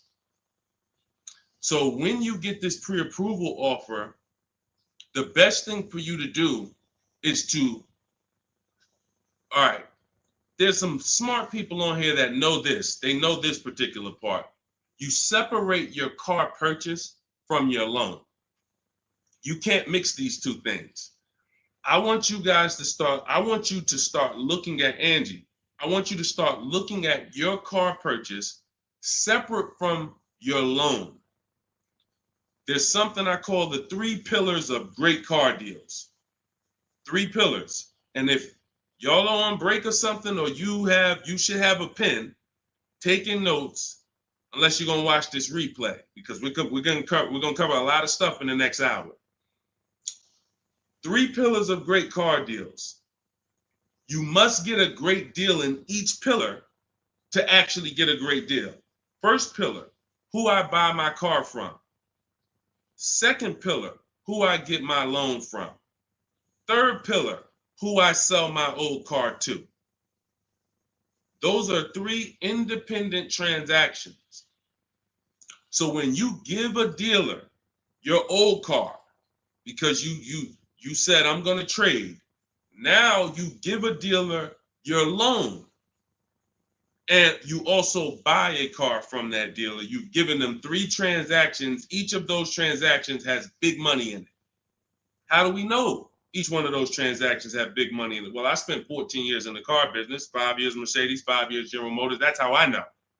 But how you can know is to look at the fact that there are companies that only want to lend you money to buy cars, and they want to fight for your business. There's banks and credit unions out there. They don't sell cars. They sell money. They sell money. They want to compete. Please give us a chance to earn your business. You're going to start doing that. There's companies out there, Driveway, Carvana, Kelly's Blue Book Instant Cash Offer, AutoNation, CarMax, Car Gurus, 6 offers. There's companies that buy cars. They pay cash. This isn't Facebook Marketplace.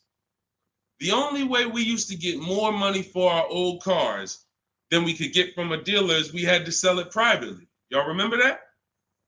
Remember that? If you wanted to make 2,000 or 3,000 extra than the dealer was going to give you, you had to sell your car privately. These 6 companies that I just named are going to pay you more than any dealer is going to pay you to trade. So what you got to understand, academic weapon, and people like you who are asking these questions, you got to understand that there's 3 parts to a car transaction. The ones I just broke down, that's if you have a trade. But now, how do you make sure that you get a great deal in each one of the pillars? It's simple. Bids. It's simple. Bids. All you have to do is embrace that. As long as I get bids, it's impossible for me to overpay.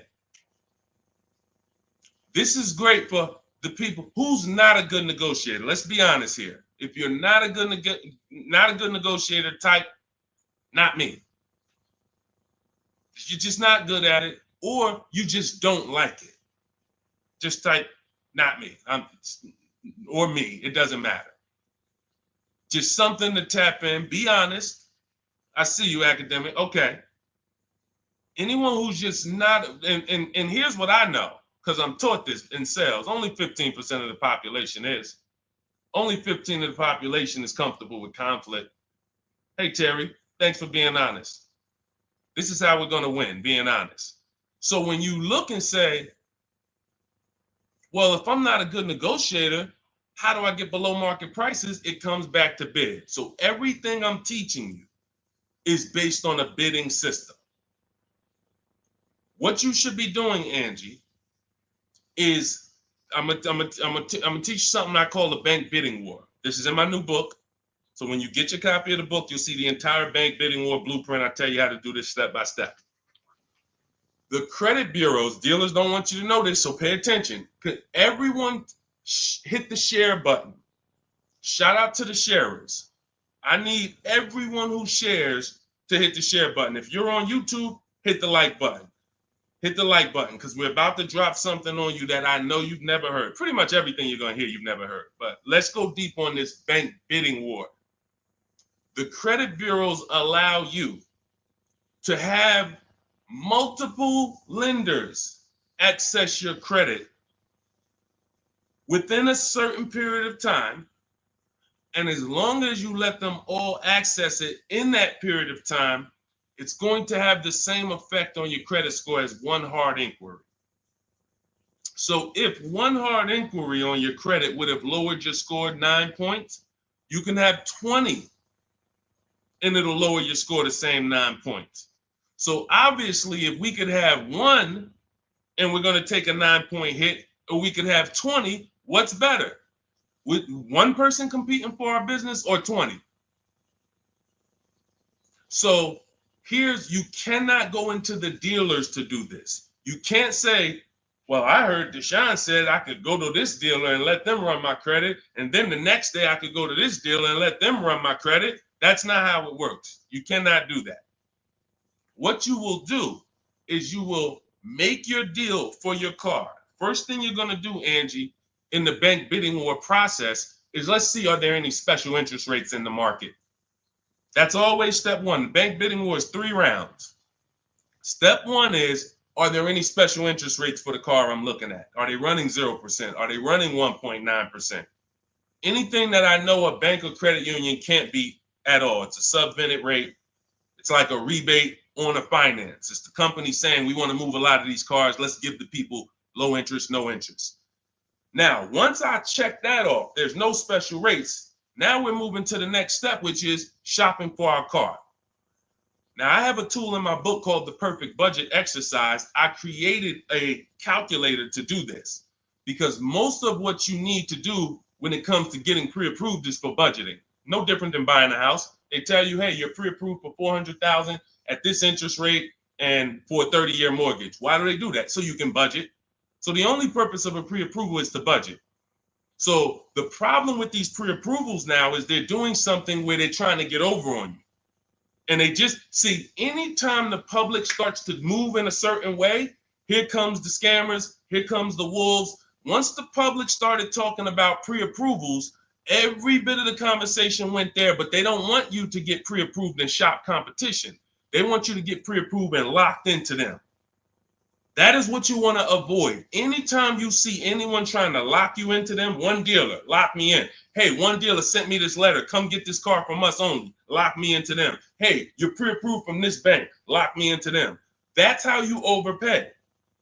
Because they don't want you shopping competition to find out that that offer from them is not the best offer. I don't care how good it sounds. It's not the best offer until we've seen 2 or 3 and 4 or 5 other offers. Then we realize, oh, that wasn't a good offer. So when they're doing these restricted pre-approvals, where first of all, they want to ding your credit with a hard pull. We don't like that. Second of all, they want to give you, they don't give you a rate, an interest, they give you a term, but there's an expiration date on it. Who's seen that? Who's seen that? Your pre-approval is only good for 30 days. Now, you done already hit my credit with a hard pull. Now I'm out here shopping, and I'm shopping with my back against the wall, and I have pressure not from the dealer that I'm buying from. I got pressure from the bank that wants to loan me money. Hurry up and find a car. If you don't find a car in 30 days, you got to come back and we got to hit your credit again. So what are you going to do when you're out there shopping and looking and you know your pre-approval expires in 2 days? You mess around and take something that you wouldn't have taken if you didn't have that deadline. So this is not what you want to do. This is not what you want to do. Hold on one second. Hold on. And I asked the people before when we did another stream, I said, hey, do you guys want me to do these quick skim over answers so we could get 20 questions answered in an hour, or do y'all want me to go deep on these subjects? And everybody said go deep on it. We like that. So that's the consensus. We don't do fluff answers here. This is car buying. This isn't, buying a pair of shoes. We go deep on answers. So we stay away from these because those were the games. These are the games these lenders are playing now. They don't want us shopping them. They don't want us shopping their competition. They're making a ton of money on interest, charging 7, 8, 9% interest, 10% interest to people who aren't shopping their competitors. We don't do that. What we're doing is we are going to, once we see that there's no special interest rate, we move into shopping for our vehicle. Now we're getting bids. Once we find the best offer on our vehicle, new car, used car, we lock it up with a deposit. We never take on the spot delivery. Type a $sign if you understand. Type a $sign if you've ever taken on the spot delivery from a car. You went in, signed the paperwork, same day, took it home. Type a $sign if you've done that. We don't want to do that anymore. I'm going to tell you why. On a finance, you don't have an opportunity to shop rates. You got to shop rates. From now on, you will be shopping rates. You're going to have 5, 10, 15 lenders compete to see who's going to give me the best rate. Because if I pay 7% on a $30,000 loan, but I could have got 5.29%. That's probably $1,500. That's probably, and we never go back and refinance. We just end up with a higher rate than we could have gotten. We wonder, we hope, hey, dang, I wonder if I got the best rate. This is what's going to eliminate that. So you're going to put the deposit down. Hey, I'll call you tomorrow. I'm going to go shop my lenders. And here's what we do that no one is teaching. We always let the dealer see if they can beat the rate.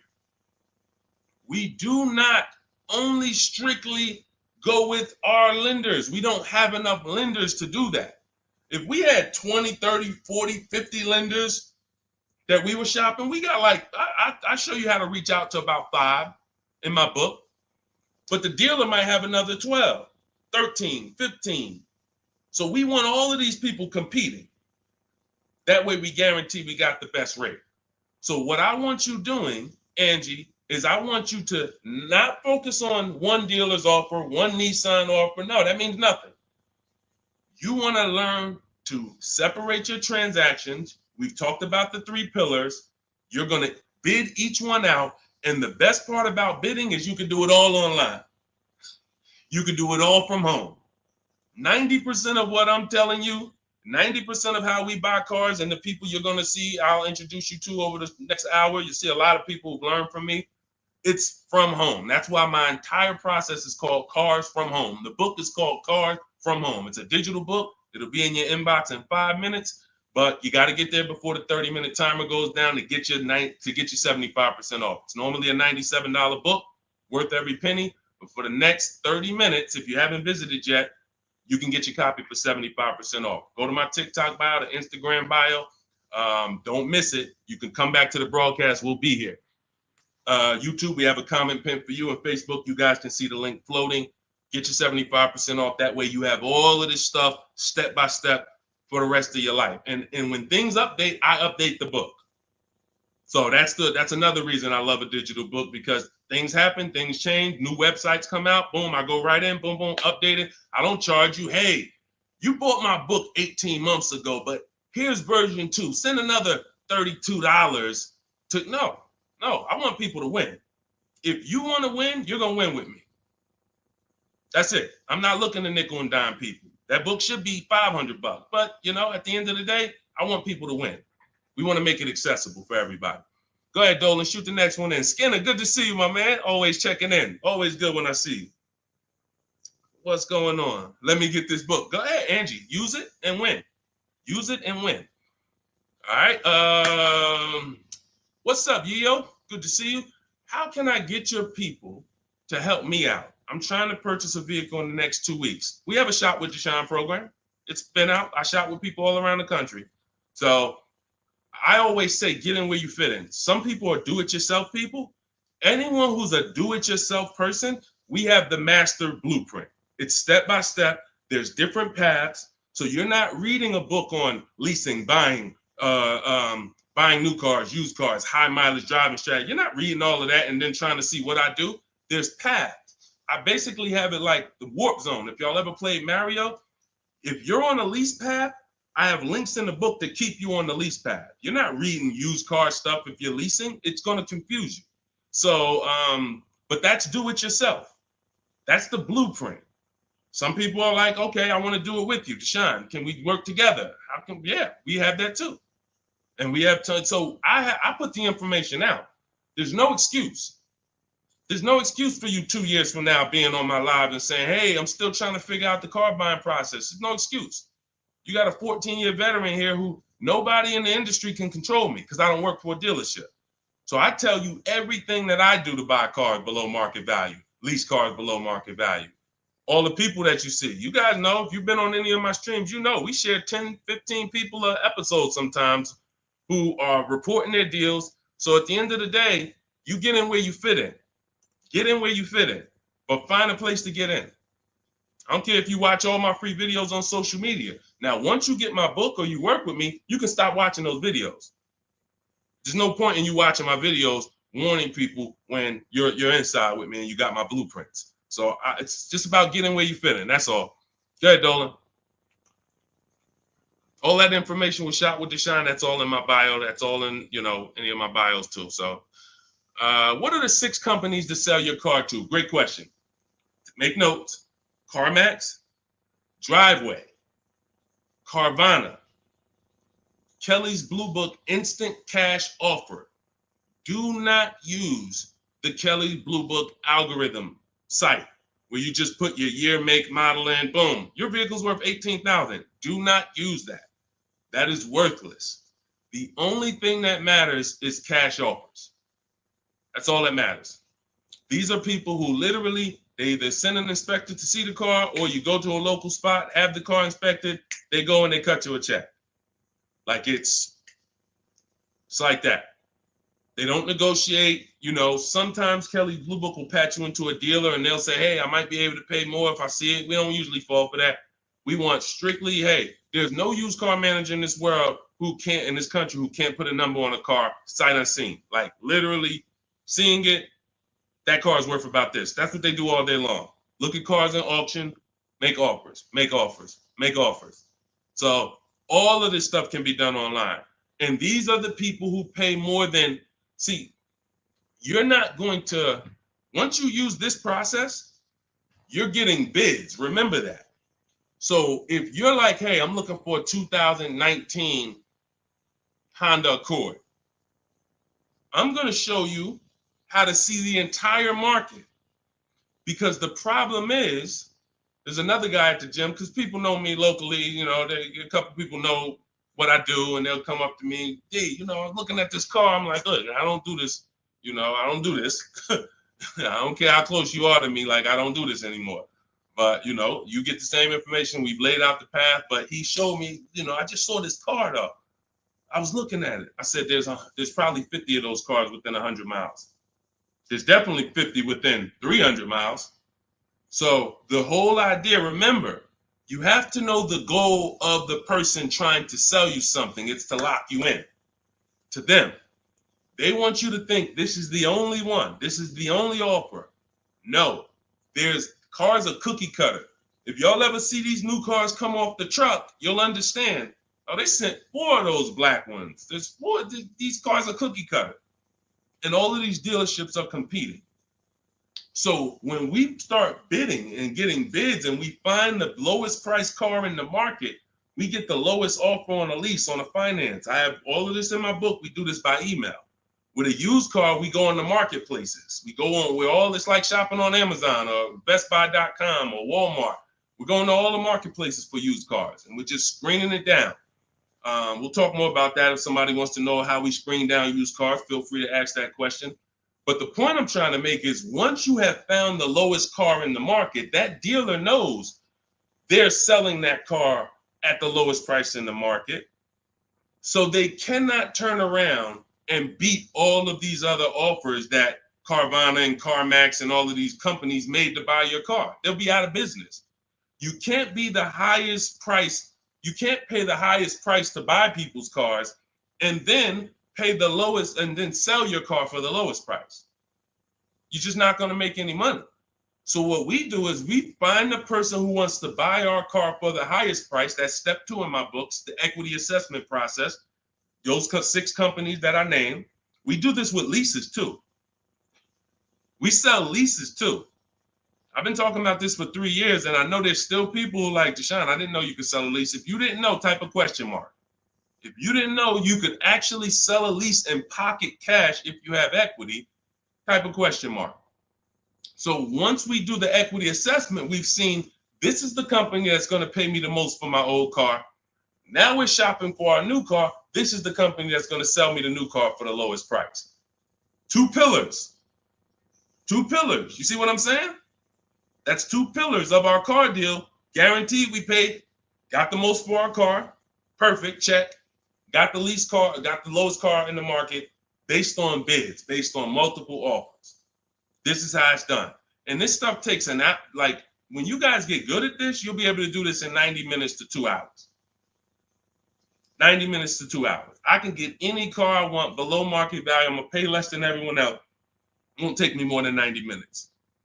You'll get there. In the beginning, 2.5 hours it's going to take you to go through. You're going to be fumbling. You're going to be overthinking. And once you just get to trust in the process, you'll see, okay, this is a 90-minute process. Now, I don't want you rushing your shopping. It's a big point before we go to the next question. Too many of you are rushing your shopping. That's why you're ending up with cars you don't like in 3 months. We don't rush that. We don't let anyone rush us into making a decision on the car we want. Step 4 in my book, in my process, I call it shopping, not buying. You're going to enjoy shopping the way we shop because no one pressures us. We don't let them. We enjoy our shopping process. We're only there to test drive. We take our time to decide what we want. Now, once we decide what we want, it ain't taking us no more than 90 minutes to get it. But the deciding of some of you might spend 3 months deciding what you want, and that's okay. Visiting dealerships, driving multiple cars, perfectly fine. But we don't, the problem is when you turn shopping into buying. That's the problem. You tell your kids, hey, kids, we're going to go out, we're going to look at cars this weekend. Yes, oh, God, Daddy, we're getting a new car, Mom. Yes, great. All right, we're going to go look. First, we're going to go to Toyota. Then we're going to go to Honda. Then we're going to see the Chevy. If we had time, we'll test drive a Nissan, and it's going to be a good day. All right, perfect. You come out there, you drive the first car. Next thing you know, Daddy's sitting down, Mommy's sitting down talking to the salesman. That's where this is where you ruined your shopping. You ruined your shopping. What is Daddy doing sitting down? Why are you sitting? Daddy, I thought we was going to Honda next. What happened? 4 cars we were going to drive. Yeah, but they said we got a good deal. It don't take them long. If you let them catch you, it don't take us long to catch you with something. Hey, we have some great deals today. The manager said this morning, we're not going to turn down any good deal. We're so far behind our goals. Anybody who makes us a reasonable offer today, the next thing you know, you're not shopping anymore. You're talking about buying. Y'all see the difference? Type locked in if that makes sense. That's why we had a specific step in our process. It's step 4. It's called shopping, not buying. Shopping is deciding what you want. Buying is coming home, getting multiple offers on what you want. And we don't mix those two. This is how you enjoy the process. This is how you wake up in 6 months and you still love the car because you took enough time to make your decision and you didn't let anyone rush you. We're not gonna let anyone rush you if you're doing this my way. Go ahead, Dolan. Roll the next one. But yeah, get those 6 companies. Get your equity assessment done. What's up, Terrell? Good to see you. Deshone, I sent out the initial contact template to the dealerships, and a lot of them are trying to get me to come in. That's why we had scripts. Listen, here's what I say to people that I work with. Whether it's most of the time this is people I'm working with in my coaching program here's what I say. I tell you up front, 80% of dealers are overpriced. 80% of dealers are here to make the process difficult because the more difficult they make the process, the more money they make. It's very simple. When you get my book, I have email scripts that reply to everything. For example, Terrell, when you open up the script for the initial replies, you'll see when they say, hey, when can you come in? We copy and paste. Actually, I'm going to be doing my entire process online. Do you have a car that I'm interested in? Do you have a match? Every script ends with a question. Whenever you are emailing a dealer, it should always end with a question. Somebody said, how much is the book? It's normally $97. If you go to my TikTok bio before the actual 30-minute timer gets to 0, you can get it for 75% off. So it'll be $24. So everyone who's visited that site already, if that timer started, it's going. So once it gets to 0, the price is $97. That's just our welcome offer for our new people. And you have a link in the YouTube comments as well as Facebook floating. You guys can see it. Instagram bio. Go activate your 75% off. It'll be in your inbox in a minute. But that's the whole thing. So let me read the rest of your question to see if it was something different. And a lot of them are trying to get me to come in and talk to them and test drive. What to do next? Resend another template. Well, there you go. No, you don't resend another template. We actually use the scripts. See, the reason why I know everything they're going to say is because those are templates too. When you guys get these emails, who gets the emails from dealerships? Hey, Jane, we love your 2016 Kia Sorento. We have a customer looking for that. My used car manager just said he needs that vehicle. Who's gotten that? Who's gotten those emails? Type me. Type me if you gotten it. Hey, I can get you out of good news. We looked at your 2021 Honda, and turns out we can get you in a new one for around the same price. When can you come in? Or when can we have a conversation? Right? Thank you, Dion Skinner. Okay, look, how do we know? How do I know you all are getting those? Because we sent them from the dealership. We sent them from the dealership. Listen, if you're not tagging your best friend into this broadcast, you're being a little selfish, because your best friend's out there right now and they need a car and they about to go and overpay. So tag your best friend into this. Hit the share button and share with your best friend. This is what happens. Those are all templates. There's a software we would use, Mastermind, Momentum. What it does is it just searches the whole database and it sends out templates to these people. If we send out 1,000 emails, 100 are going to reply. It's going to lead to this many appointments. Those are all templates. That's not custom stuff. Those letters aren't, oh, they took the time to send me a letter. So it was easy for me to prepare the counter scripts because I know everything they're going to say. When can you come in? Can we have a phone call? You know, it'd be a lot easier. All the stuff is there. That's why there's 3 different sets of scripts in my book. And there's no other book that does this. Quite honestly, there's never been a book that I've seen that actually has links to videos, actually has links to documents with scripts that you copy and paste. That's why I said, when I tell you the book should be $500, it should be. And then it would be, I'm only going to sell it to the people who really, really value their money. And they would. And they'd be like, Deshone, this was an expensive book, but I tell you what, this book saved me more money than probably any book I ever bought. But again, that's not God's plan. God said, listen, make it affordable, son. The people who are going to get it, they don't have no excuse. They have no excuse now. If the book was $500, you could, man, I really would get the book, but I don't want to lose $500. Book's $24 if you get there before the timer. So the point is, Terrell, use the scripts, follow the process, realize it's a new process for you, but everything's accounted for. Everything in the process is accounted for. Just use your scripts. Everything they say, copy and paste, and keep the conversation moving on your terms. And don't try to turn an 80% dealer to a 20% dealer. They're not going to be that. They're doing what they're supposed to do. Let them eliminate themselves. Usually, if a dealer's going to make it hard, there's a reason. God, we use a strategy for leases and new cars called the 25 to 5. We connect with 25 dealers online in 20 minutes. Then we send this initial contact template that Terrell sent. That's going to give us 25 dealers' inventories we're shopping from. So we never have to worry about, hey, you know, I don't really have that car, but maybe I could get it. You're shopping with one dealer, you're shopping from one inventory. Whatever they got, that's all we got. No, we're shopping from 25 dealers' inventory. So now out of the 25, we're looking to get 5 to 7 quotes, 5 to 7 offers. You're going to see they're going to be $150 a month to $200 a month apart, minimum. That's just how it is. And that's when you prove to yourself, holy crap, I see how different these dealers are. It's not close. It's not like, hey, I got 5 offers. This one was $605. This one was $590. This one was $580. This one was $570. Heck no. This one was $620. This one was $550. This one was $475. This one was $450. That's how far apart they are.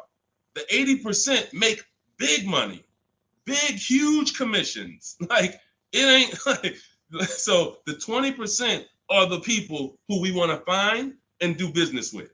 These are the people that compete. They want to beat their competition. We find them and we buy from them. Great question. Thank you, Terrell. Good to see you. Next question, Dolan. Oh, man, good question. And that's very common. Again, very common. It's a new process. All right, I said that's the same question. Same question, Dolan.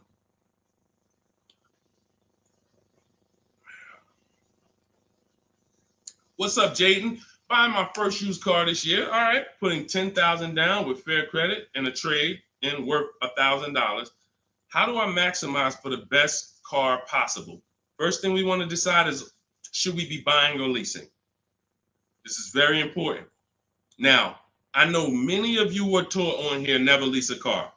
That advice is costing you thousands and thousands of dollars.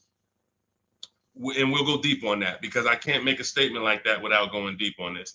But let me ask you, Jaden, do you have good credit, fair credit, not so good? You know, nobody knows you, so it's not like, you know. But I need to know this to properly answer the question, because some people, you know, they want to put a lot of cash into the transaction because they don't really have any credit. Let me know. I'm looking for your comment. Listen, you got to stay close to your keyboard. All of you who are asking questions, I want you to stay close to the keyboard. Dolan's pulling the questions in, and, you know, I want you to stay close, because I might ask you a follow-up question that I need to actually, you know, be able to answer it. So let me just assume. All right, let's just assume you have fair credit. Hang on one second. Let's assume you have fair credit. All right. Hang on. Okay. So let me tell you an outcome that's very common. And you could decide, this is all of you who have a child who's going to be getting a car, or you're going to be getting your first car. Like, listen up to this. We go wrong buying people their first car a lot of times, because typically when you buy a car, what's happening is you have to pay for the whole car. Some of you know every $5,000 on a car loan is about $100 per month. So when you look at and lock that into your head, every $5,000 is about $100 per month. So when you see a $5,000 car, $10,000 car, you should think $200 a month. When you see $15,000, you should think $300 a month.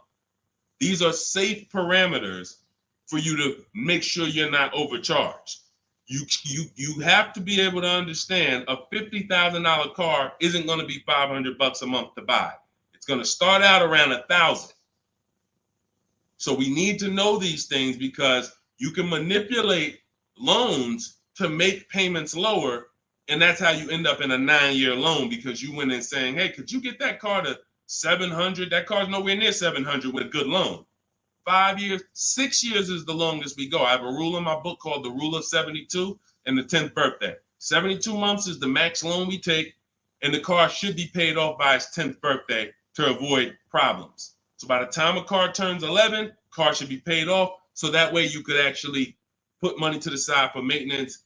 These are all boundaries that we haven't had, that if you follow them, you're going to have a lot better experiences. So if you don't have the credit to lease, then I would say, okay, get yourself an inexpensive car, try to get a small loan. You know what? The first question is, how many years are you going to keep the next car? That's the first question. That is the first question. When you open up my book, the first question, if you and I were talking on the phone, Jaden, the first question I would ask you before credit, before anything, Jaden, how many years are you going to keep the car? Now, if you say to me, Deshone, I'm definitely keeping the car 9-10 years. I don't need a car every couple years at all. I'll keep a car a decade. Perfect. Forget about leasing. In my book, first step is, how many years are you keeping the next car? I want y'all to answer that. Everyone who's shopping, everyone who will be shopping, you're shopping now, or you're going to be shopping soon in the next 6 months, a year. I want you to answer the question. How many years are you keeping the next car? Guaranteed. Guaranteed. Because everything else comes after that. When you're going to keep it 8-9 years, I'm going to show you the steps you need to make sure you get a car that will last 8-9 years. Plenty of people say, oh, I wanted to keep the car a long time, but you didn't take the steps to make sure you got a car that would last that long. So everything comes from this question first. How many years are you keeping the next car? So now, Jaden, let's say you say to me 8-9 years. Perfect. So now what we're going to do, we're going to the purchase path. Not thinking about leasing. New car, used car, based on budget. Based on budget. Now you said you have a trade-in worth $1,000. I'm guessing it's an older car, so you can still put it through the equity assessment. But if you're saying it's worth $1,000, who told you that? See what I'm saying? See, the highest offer for your car is what it's worth. I want y'all to get into the habit of getting offers so that you know exactly what your car is worth, not letting one person tell you what your car is worth. So now let's just say, for example, your car is worth $1,000. Now we're looking at, well, do we get a new car or pre-owned car? And if we get a pre-owned car, here's how we determine new car versus pre-owned car. Budget is one. Now let's say you could afford both. I could afford a new, I could afford a new pre-owned. Which one? Well, it's based on values. Some people, you only get a new car every 10 years. You're like, hey, I want to get me a new car. Because at the end of the day, over a 10-year period, the amount you pay for the new car, you'll get some of it back on the back end. And some people are like, I want to get a new car every decade. I want to treat myself. I could afford both. Some people are like, hey, I can afford both, but I'd rather knock 30% off. I don't need the latest one. I'd rather knock 30, 40% off what the price would be. It's just different values. There's no right or wrong there. In my book, I teach you both of those things. When you get to that step, that's how I help you make a decision. So sounds like, I would need more information. That's why I'm asking you, because I don't teach a one size fits all thing. I teach based on where you're at, here are your options. Pick one. Now, when it comes to buying versus leasing, oh yeah, one size fits all. Anybody on here who is not keeping their cars 8 years and you're buying them, you're losing thousands of dollars. You're just losing thousands of dollars. You can't compare. Like, look at somebody like Safrina. I use Safrina's deal. Oh, that's Teddy. Look at Teddy. That's a luxury car. Let's take a luxury car. Teddy got a $73,000 BMW. $73,000 BMW. He's paying $856 a month. He's not keeping it 8 years. He knows the 8-year rule.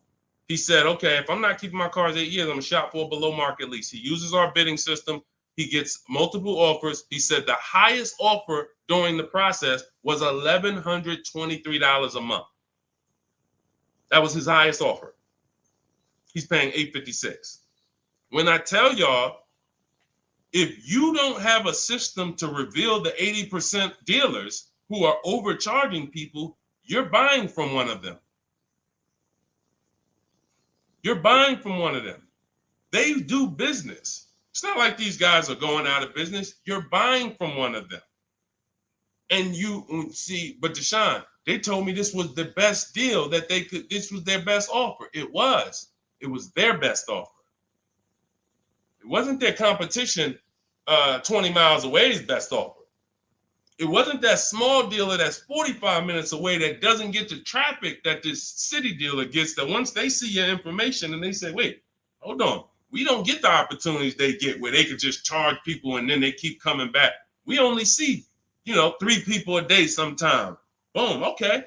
Listen, we're gonna beat their we're gonna beat them, and we're gonna have our license plate in their market. This is what you can't see that when you're in a dealership trying to make a deal, negotiate with them. So this is what you prove to yourself. The 80% dealers charge tons of money before, and they won't go below a certain price. They might take off $3,000. I ain't going no lower. That's it. You don't want the car? Next. See you later.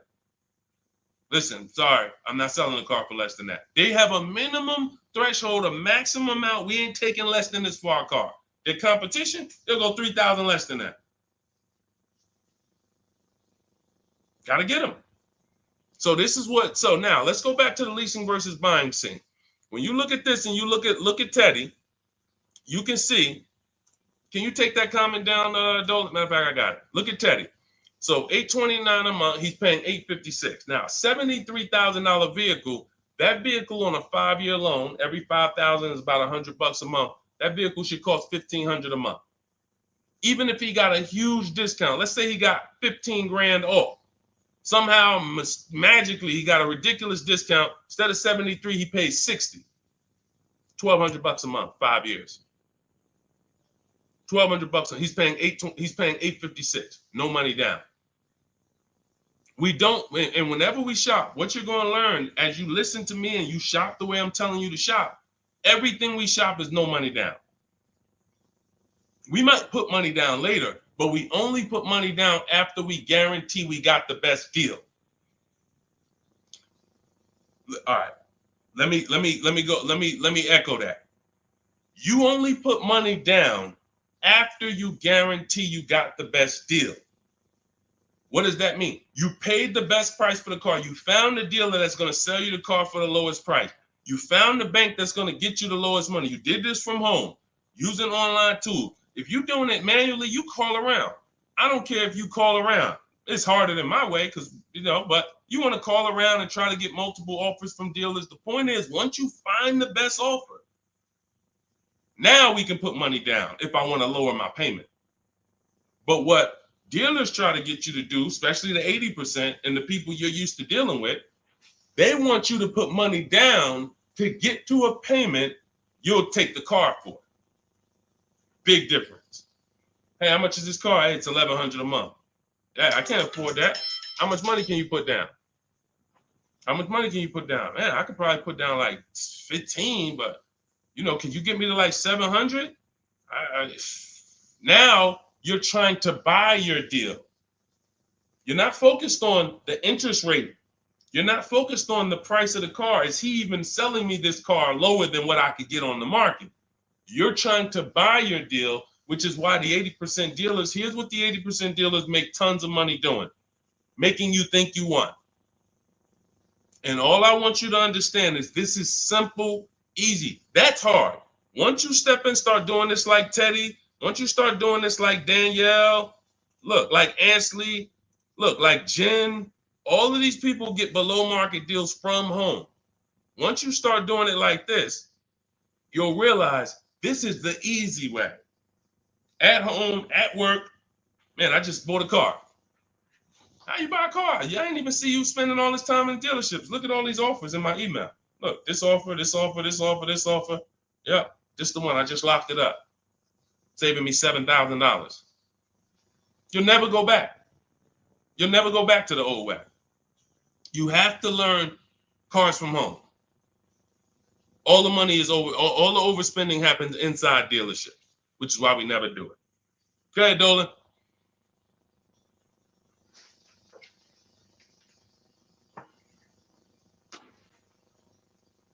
Let's go, Dolan. Keep them queued up, bro.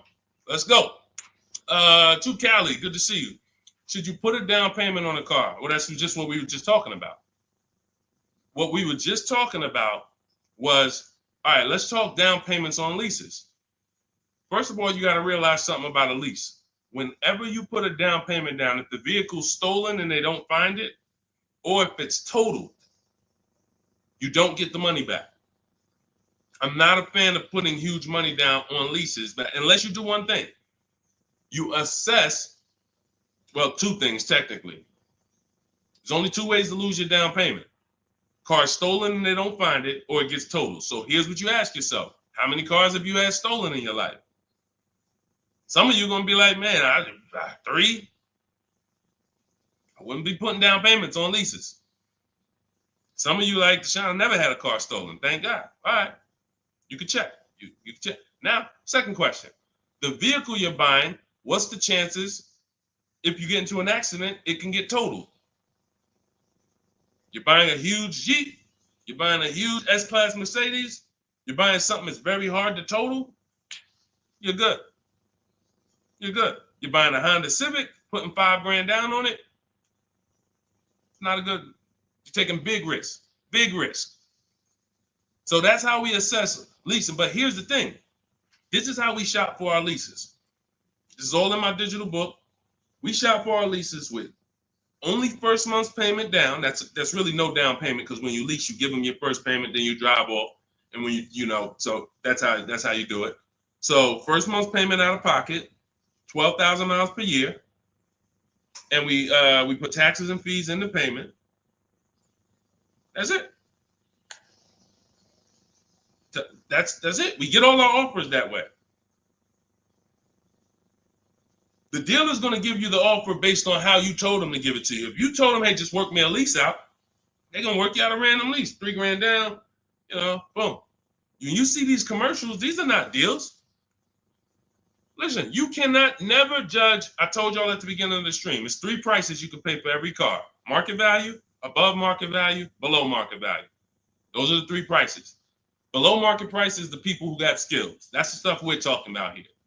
Below market comes from bidding. When you look at these offers, look at these commercials. Look at. Let me show you a deal.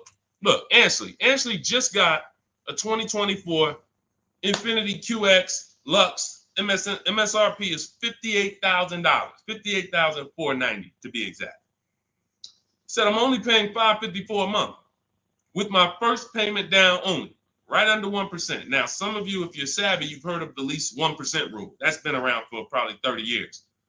I created the 1.5% rule because people were overpaying for leases. People knew, the savvy people knew the 1% rule. They knew this is great value. This is a steal. You get a lease under 1%, no money down, you stole a vehicle. Doesn't mean it's your best deal because Zafrina got 0.88. So she got 0.88. So just don't think, again, bids. Bids. It's like, hey, you don't know how much you're going to save on the car. She didn't know she was going to get 0.88. She knew the 1% rule. She got her offers. She ends up closing the deal, $579 a month on a $65,000 vehicle. So this is how you shop. So once you get an offer, if it's between 1% and 1.5%, that's good value on the lease. The closer to 1, the more value. But in order to get 1, you need rebate. You need we don't understand sometimes the lease program. The dealer can't control that. So what we do is we shop. When you see a deal that's 1.1, 1.2, 1% low, that means there's a lot of rebates there. There's a lot of there's probably great residual, low money factor, which is the interest rate. You can't control these things. All you can do is bid it out. Now, once you get to a payment and you're like, okay, I already know I'm under 1.5%. I got my 5 to 7 offers, so I know this is the best offer. But I want to drop my payment probably another $50. Now you put money down. You see what I'm saying? Type $signs if you got that. You shopped your deal. You got your offers. Type a $sign at that click. I'm talking to the people that's locked in. Listen, I know, unfortunately, we live in a world, a lot of people distracted. We sit here, we could talk big money all day long, and it's just flying past it. They got 100 other things on their mind. But the people who locked in, type a $sign if you understand that. When you shop for offers, when you look at your lease offers, the way I just told you we shop for them, now we get the offers, we say, all right, boom. This is the best one out of 5 to 7 dealers I got. Let me now lower my payment. First of all, if you can afford that payment, just take the deal. Much better, put no money into the deal. That way, if God forbid it's total, boom, I come back, I do it again, ain't no problem. I didn't put no money into the car. But if you look and say, I want to lower my payment like $100 a month. First thing you do is assess what I told you a couple minutes ago. How many cars have I had stolen? The lower, the better. If it's one time, okay, chances of this car getting stolen, slim to none. All right, how easy is this car to total? Now, it's a big vehicle. Like, I'd have to get into a pretty bad once-in-a-lifetime accident for it to be totaled. Perfect. All right, you can throw $2,000 down. You can throw $3,000 down to lower the payment more. That's how you use down payment money. You never use down payment money to buy your deal. You must have the deal before you apply the down payment. You must have the lowest interest rate before you get the down payment. You must have the dealer who's selling you that car lower than anyone else before you apply the money down. That's when you know you have a deal and your down payment isn't being taken and used as profit. Anybody else, down payment's being used as profit. It's just padding the deal. Give us more money to work with. How much could you put down? 6? All right, let me go work this out. And they're just around moving money around. They're moving, you're buying a car from them, you're getting your loan from them, and you're giving them $6,000 to work with. They have all this money to work with. That's a dream customer. And if this is you, I don't want you to feel bad. I only want you to feel, because no one told you this until now. I only want you to feel bad if you keep repeating it, because you got no one else to blame. Right now, you have the opportunity to change everything and focus on what I'm teaching you. So no one can do this to you. But the dream customer comes in, got a car to trade, wants to buy a car, needs a loan, How much could you put down? I'd probably put down like 3,000. That's 4 things you just gave him to work with. I got money in your loan I can move around.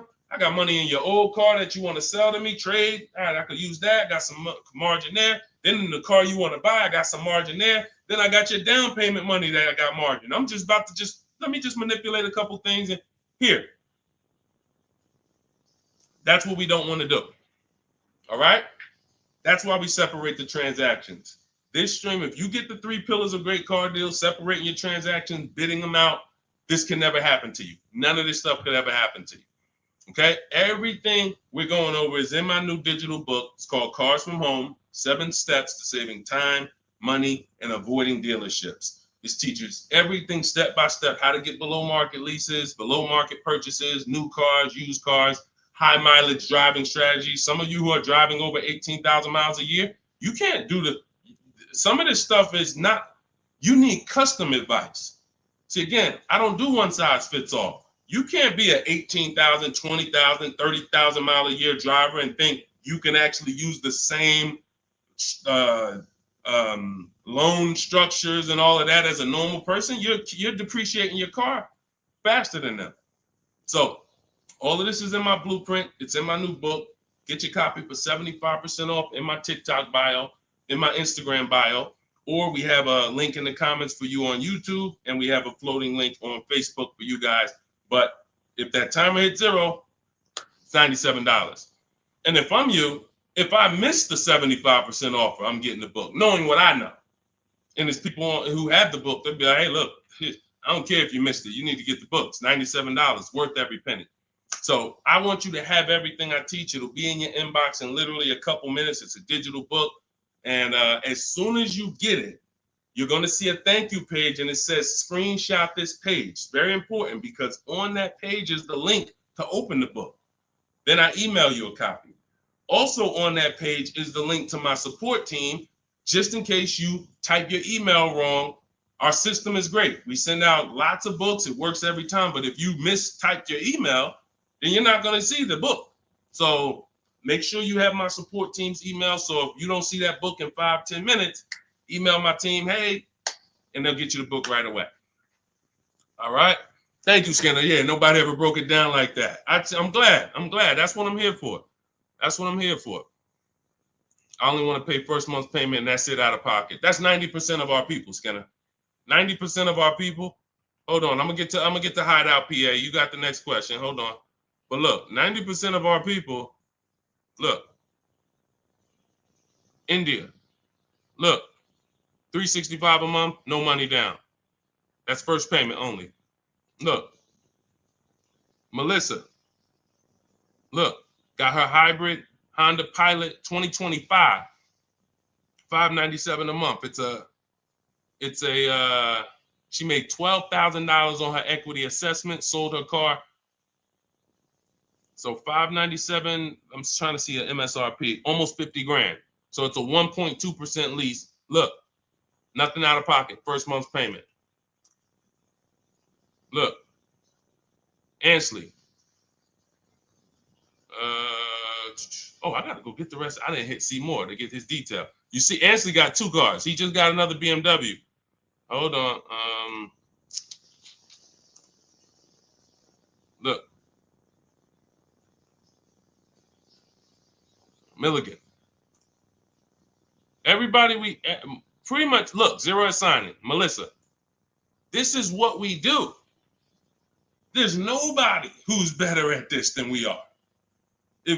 Listen, if I had the time and we did one stream where we just sat here for an hour, I could show you 100+ people. Boom, boom, boom. Well, I just show a dozen because I'm not going to spend too many. Look, if you don't get it from 10 people, you're not going to get it from 100. You know, if 10 people just like you who are showing their deals, paying less than you, don't persuade you, 100 wouldn't. But the point is, everybody shops with no money down. Because when you shop with no money down from now on, you will see it's easier because you can't confuse me.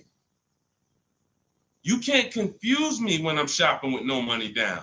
You got to be great at math, which I love math. So, I mean, I love math. But you have to be great at math to put 3, 4, 5,000 down and be able to see where the money's actually going. So the best thing to do is compare. I could get this car, no money down. I could lease this car, no money down. What's my payment? And then you'll be able to see it. Dealers can't manipulate you. So definitely, that's all we do is no money down shopping. Go ahead, Dolan. You can put that one up. You can put that question up. I want to get to that. Hideout PA. In a 2-year lease, 2024 Jeep Hybrid, 1,500 down, 499, 10K a month. Good deal. You have nothing to compare it to. You have nothing to compare it to. And this is what I don't like. Listen, I'm not the one who tells people you got a bad deal. The only time I would tell somebody they got a bad deal is if they broke the 1.5% rule.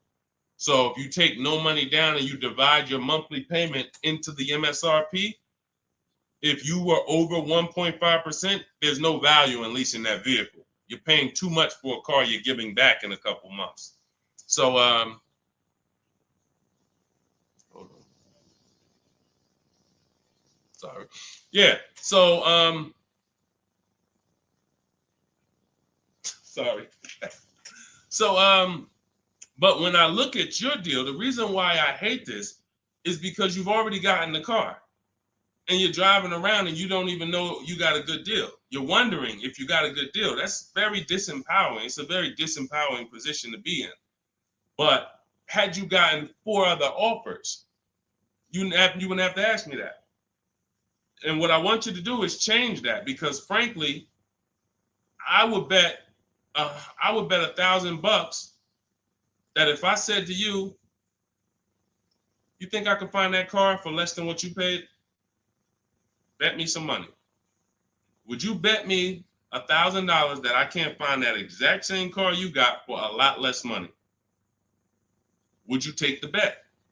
You'd probably be like, nah, I don't want to take that bet. I don't want that for you.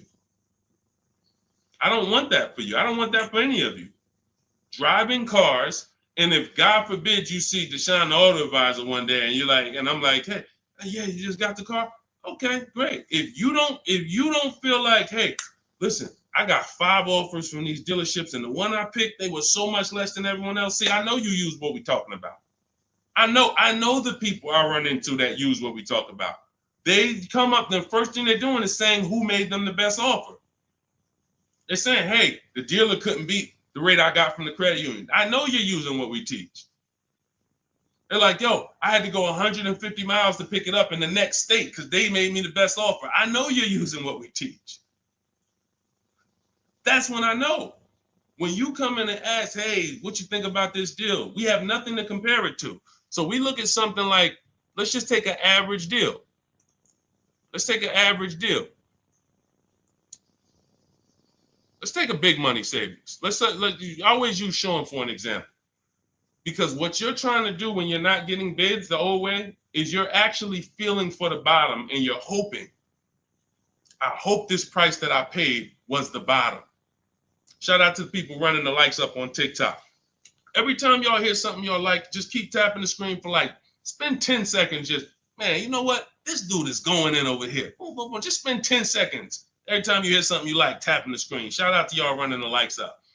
But when you look at, hey, look, I lost my train of thought. What was I talking about? I don't even know. That usually happens once I've been on for about an hour. That usually starts happening. Hideout PA just bought the book. Awesome. Listen, I'm answering your question right here. So, and look, next time, that's the thing. So again, I cannot tell you, oh, the MSRP was 49,000. Okay, so 49, 1,500 down. That's about a 1% lease. Solid. We don't know if you could have did better though, and that's the point. Again, Zafrina. Funny story about Zafrina, and she got this 0.88% lease, right?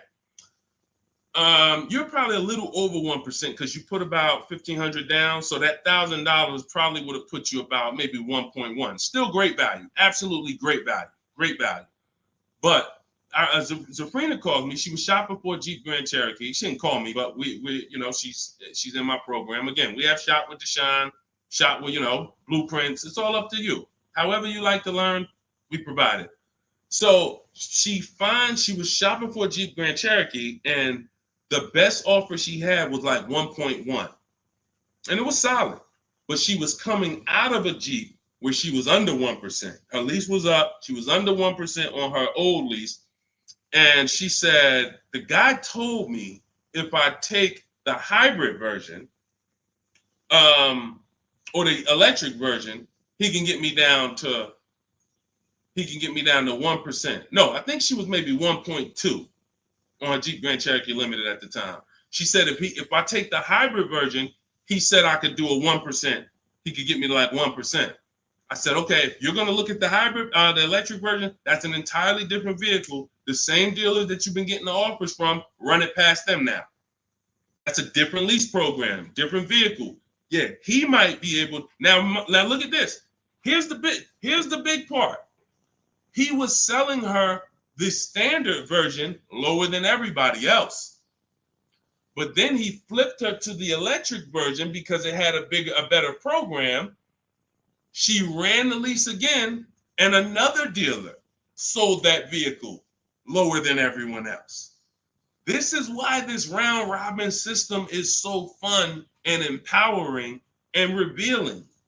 You cannot trust any one dealer. We put them against each other, and that's how we win. So she ends up getting a 0.88% lease, $579 on this $66,000 Jeep. So that's the only thing. Even when we get a great deal, you never walk into a dealership say, get me to 1%, get me to 1.2, get me under 1.5. We don't say this stuff. We get bids. We never know where the best deal is going to be. We just never know. That's why we get bids. So everything we are learning is in my new digital book. Those of you who spent the last hour, 10 minutes with us, you're like, Deshone, I got it. I took a lot of notes. Perfect. But those of you who like Deshone, there's no way I'm going to remember all of this stuff. I want the whole step-by-step blueprint. That is Cars from Home. My new digital book is called 7 Steps to Saving Time, Money, and Avoiding Dealerships. You're going to learn how to get below-market car deals on leases, new cars, and used cars, and without spending more than 30 minutes in a car dealership. You'll be doing this from home. Everything we do is putting dealers against each other, making banks bid. We don't beg for these discounts. None of these people you saw me share, they know we don't do any begging.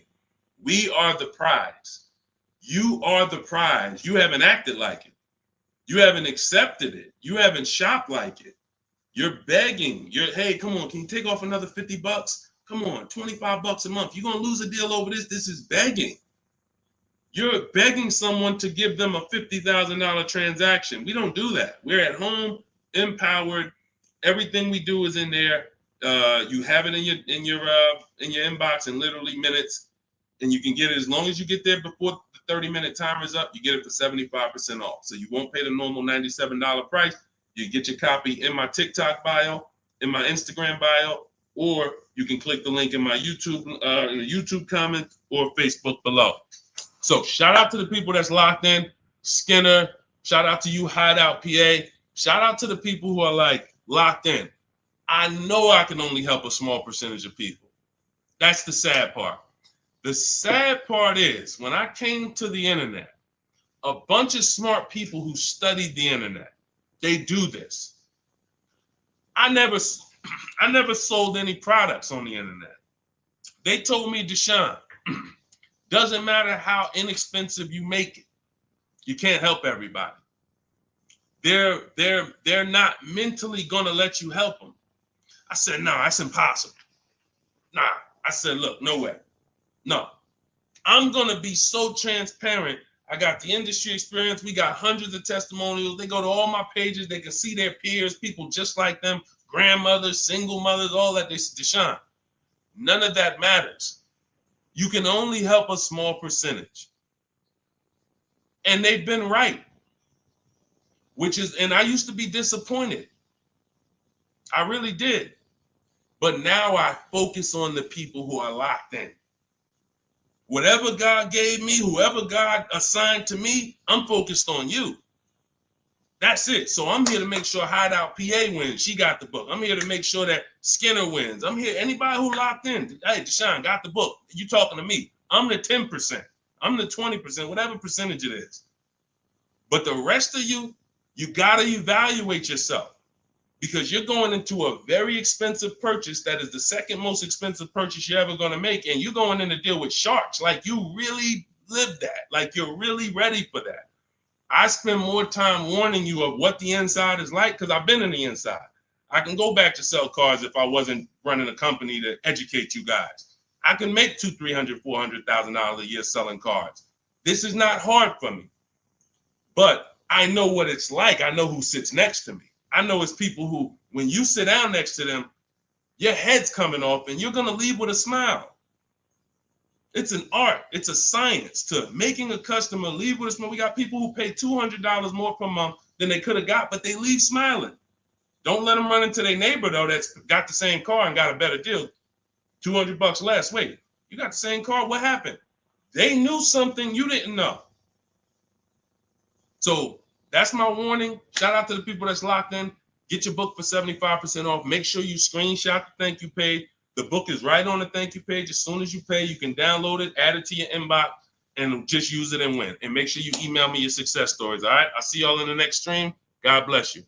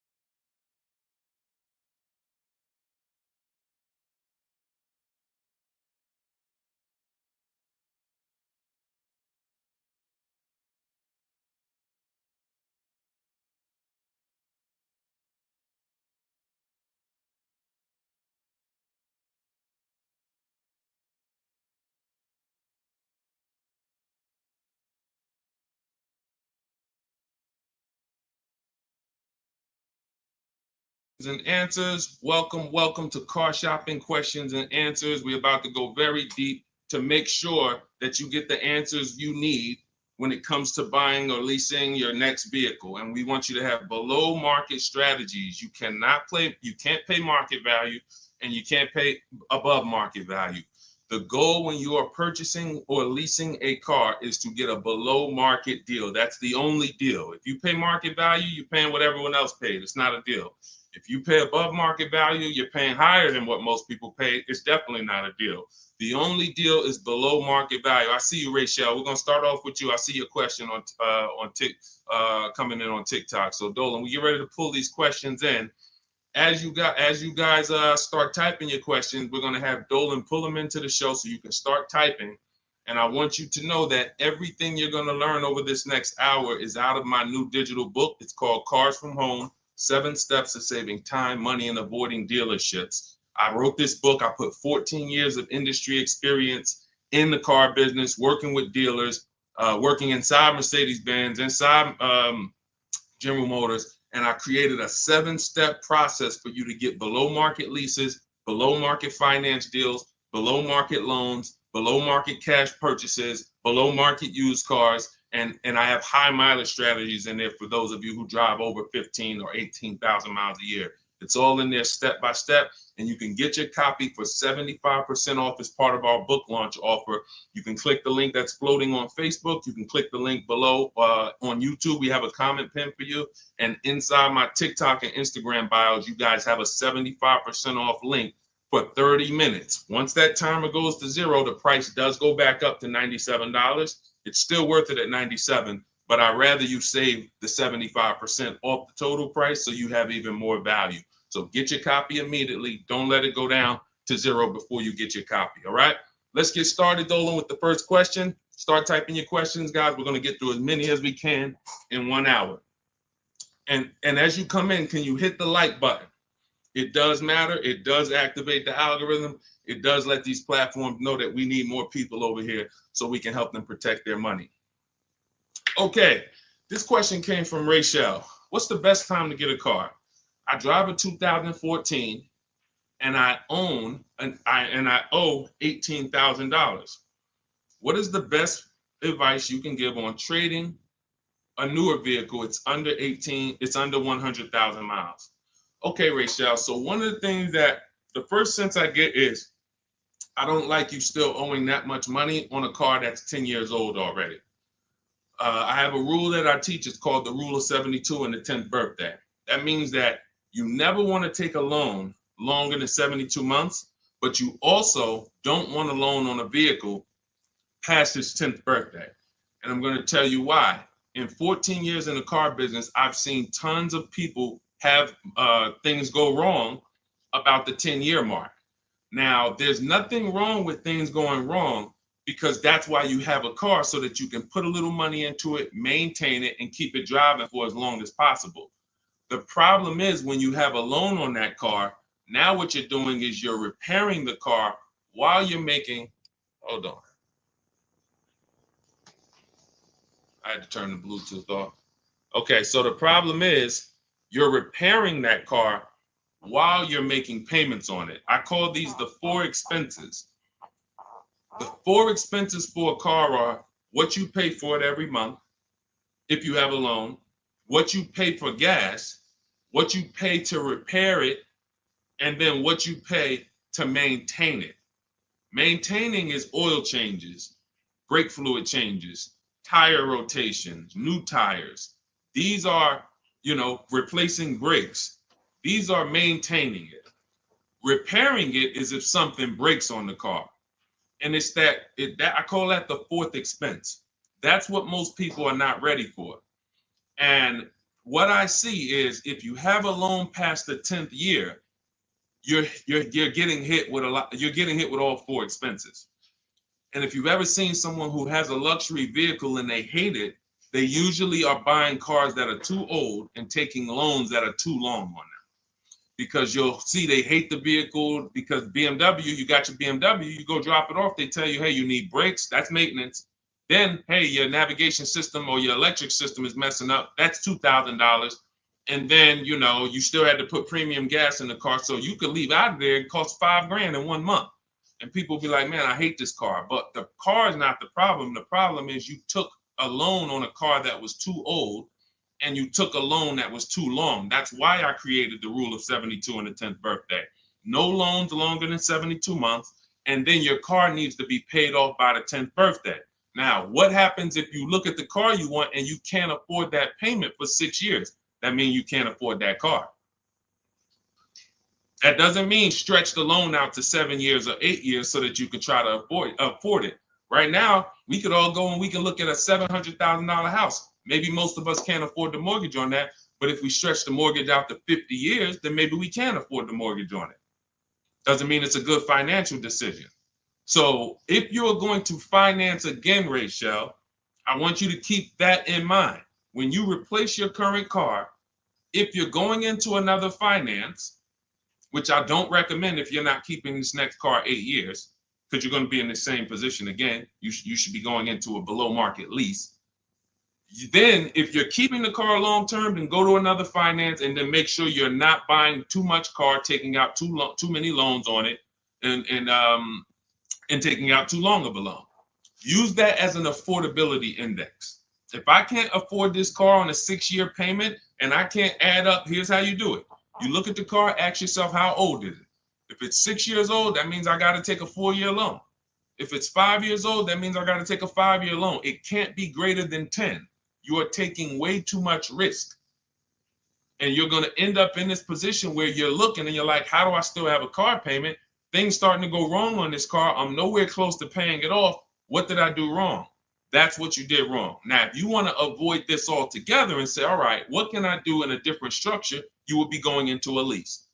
If you're shopping a below market lease, what that's going to do is make sure you can pay a low payment on a brand new car. It's always going to be under warranty, and you just keep doing that. You look like somebody who you're just used to having a car payment anyway. So you want to switch the way you make those car payments and start paying it into new cars versus these 10-year-old cars or 8-year-old cars that you're paying these payments into, and you're not getting much back in terms of return or quality or anything like that. So that's the first thing that I would concern myself with is, Rachel, how many years are you going to keep the next car? If it's 8 or more, then you purchase again. If it's less than 8, then Deshone, talk to me about a lease, because I'm not keeping this car at 8 years. I don't keep any car 8 years. All right? It's a great question. That's where we need to start out. Go ahead, Dolan. Shoot the next one up. Okay, this one is Love and okay, I don't want to even try to pronounce it, but you can see who you are. If I'm upside down, how can I trade or sell without having to pay the difference or getting a higher note? So now you're asking a question that, all right, so this person said if I'm upside down, that means they owe more on the car than it's worth. How can they get out of that car and go into another car without paying the difference or having a higher note? So I'm going to give you the way it's possible, depending on your situation, and realizing that in my book, there is one person, there's two people actually, but really one main person who, it doesn't matter how good your credit is, you're not going home with a new car, because negative equity is, you have too much negative equity.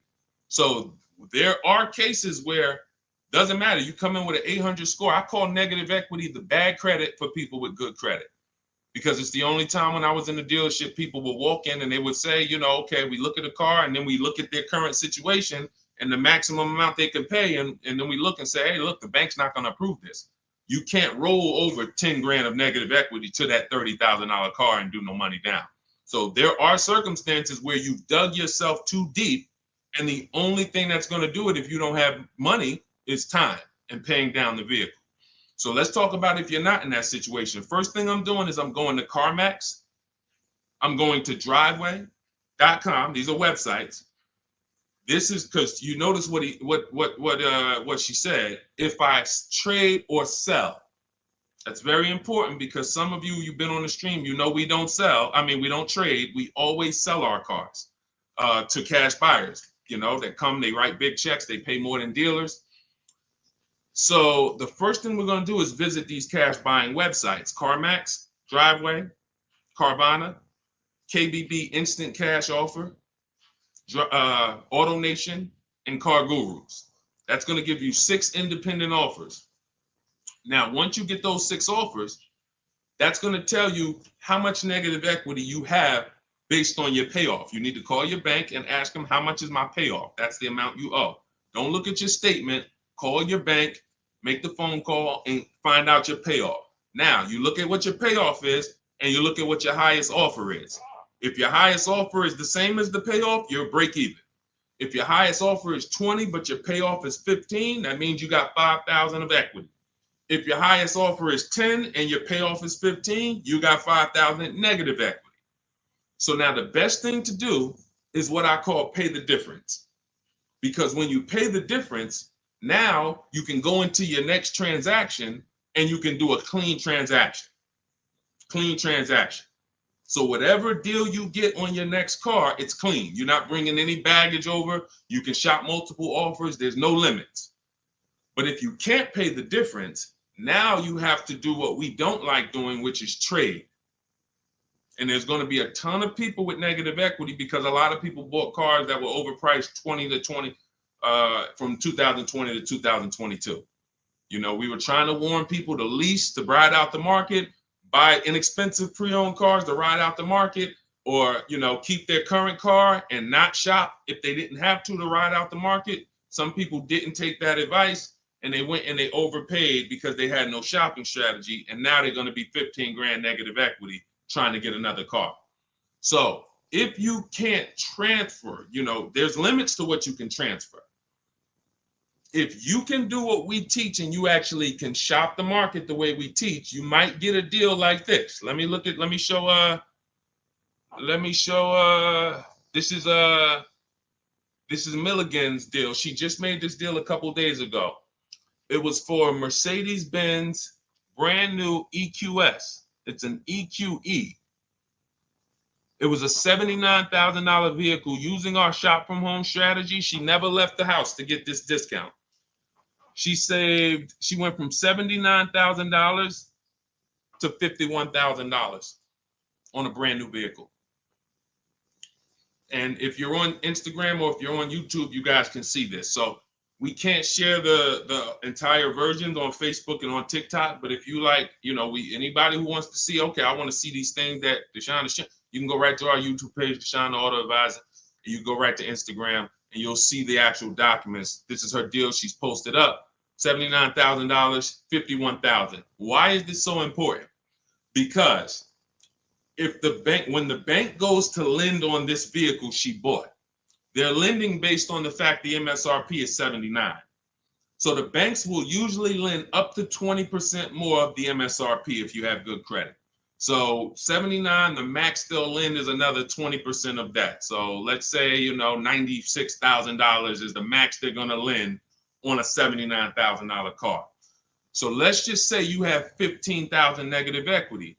Now, you don't know how to shop. You don't get the same discounts we're getting.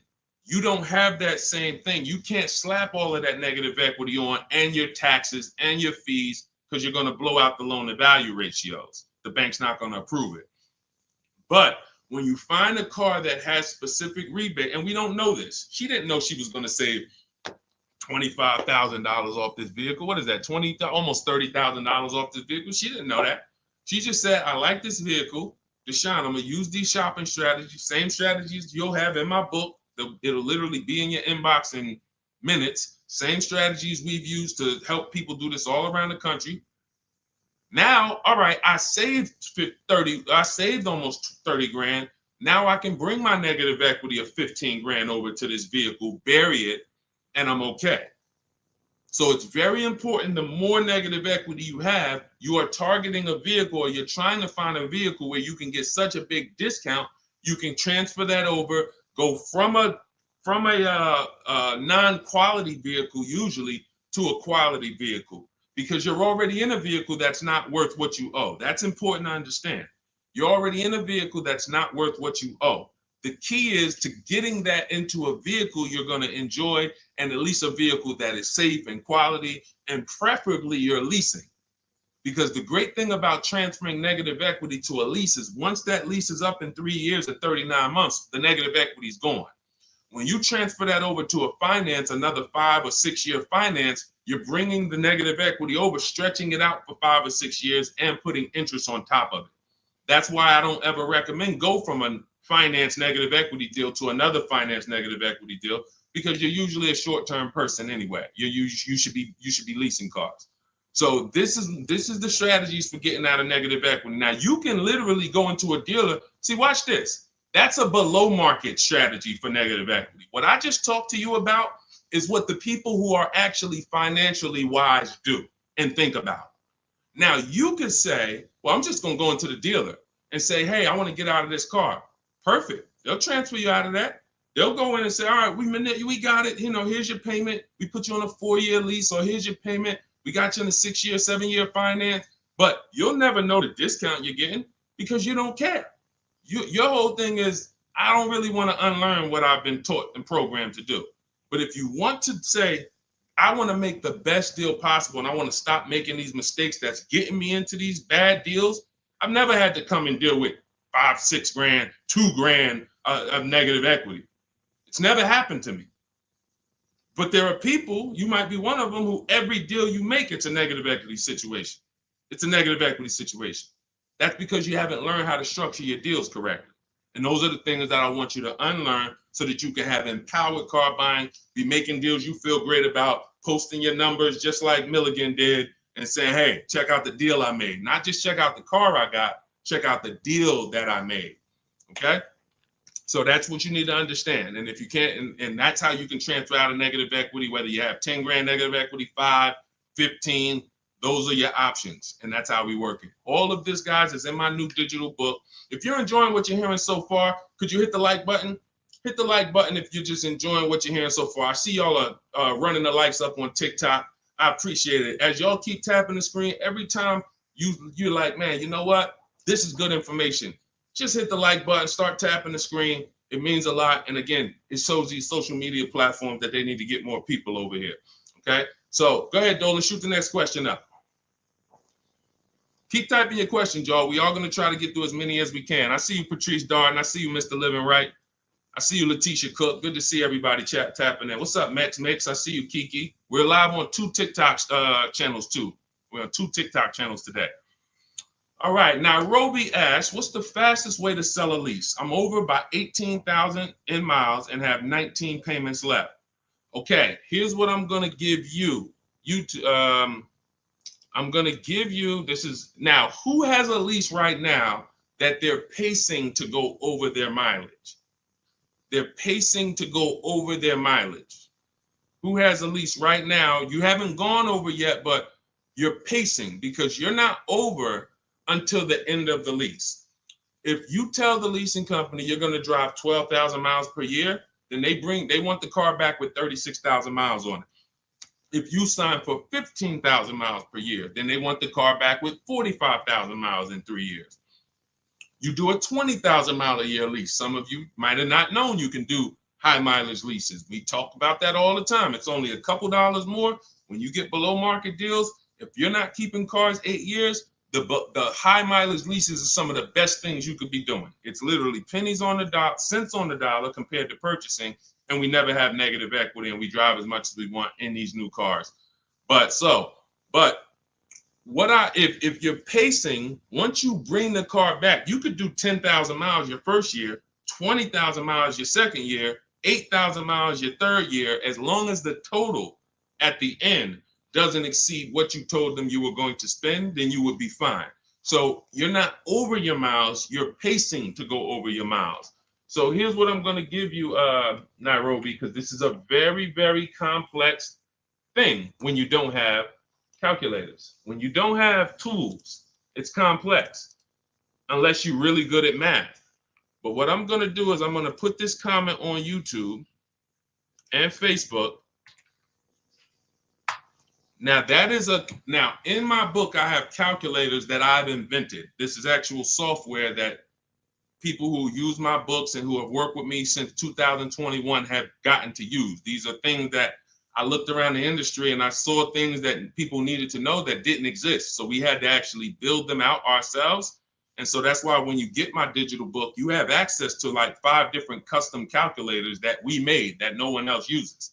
So one of them is this lease penalty calculator. Now, if you're pacing to go over your miles, here's what you got to understand.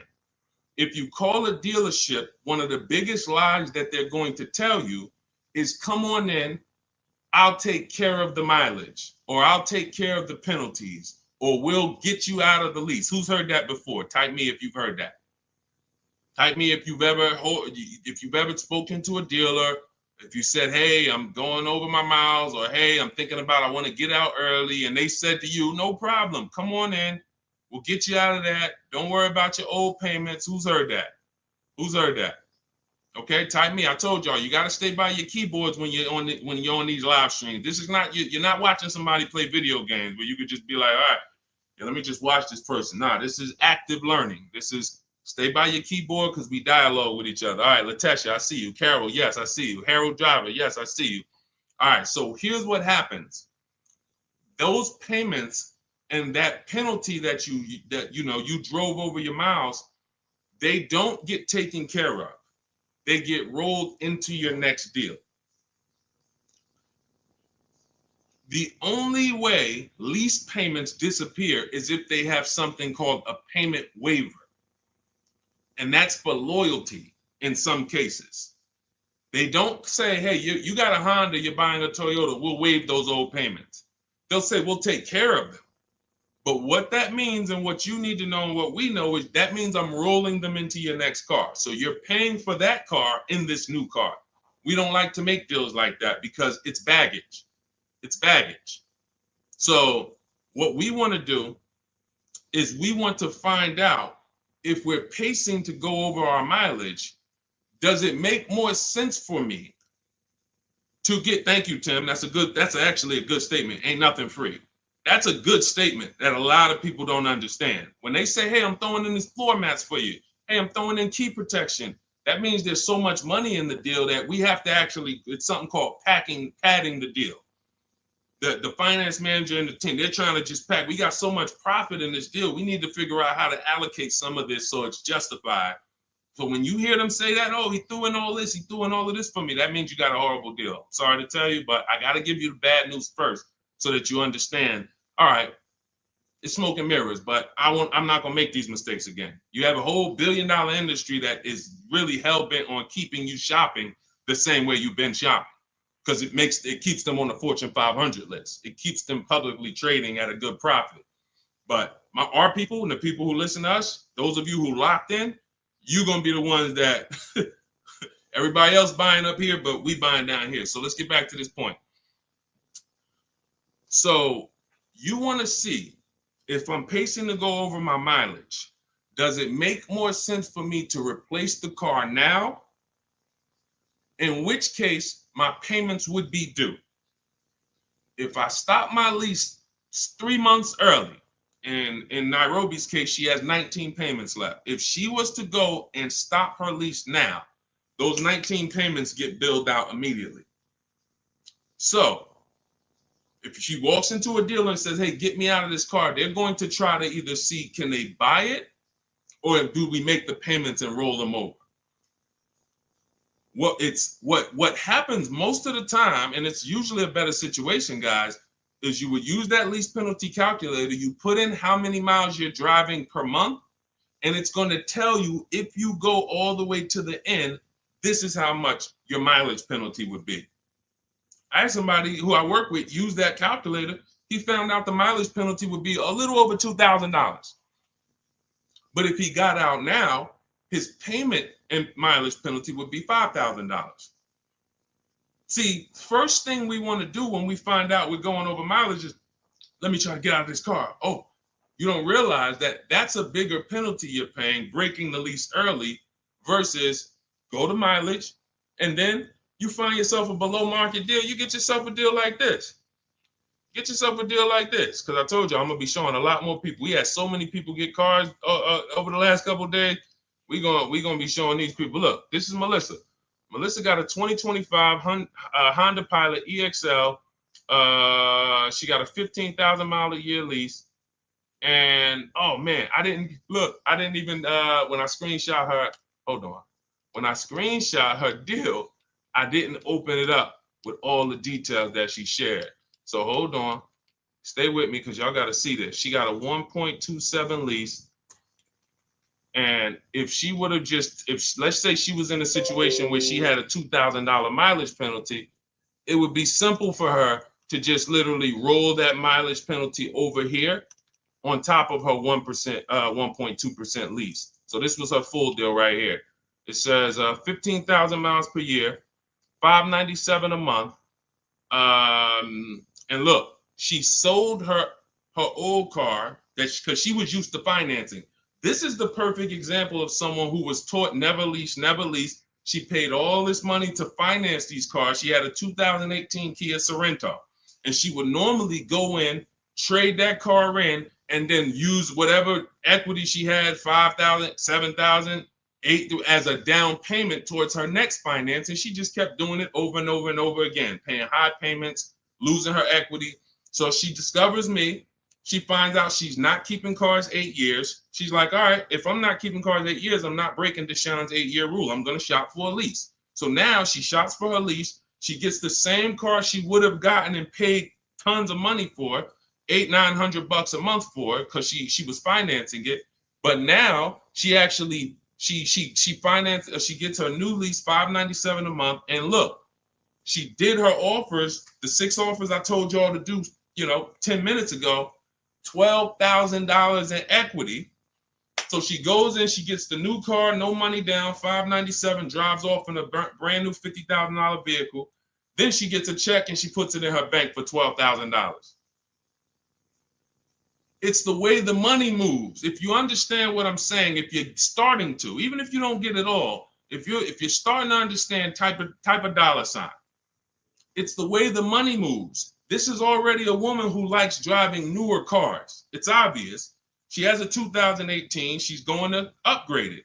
So she would normally just go trade it in, finance another car, keep it another 5-6 years, trade it in, finance another car. It costs big money to finance these cars. It costs huge money. So now what she did is she said, okay, I drive 15,000 miles a year. I'm just going to get a 15,000 mile a year lease. If she would have got a 12,000, payment would have been $25 less. If she needed 18,000 like Jen, look at Jen's deal. Jen needed 18,000. Where's Jen? Here she is. Look, she says $512 a month. She got a CRV hybrid, and some of these vehicles are very in demand. So when you see vehicles that are closer to the 1% leases, these are vehicles that have bigger rebates, more support behind them. And sometimes you see vehicles that are 1.2, 1.3. They have a little less support from the manufacturer, but you still need to shop to get great lease deals because most people are paying, either huge down payments or then, they're paying over 1.5%. Again, let's stay on topic though. If you look at Jen, she said my payment was $512. I bumped it up because I wanted 18,000 miles a year to $563.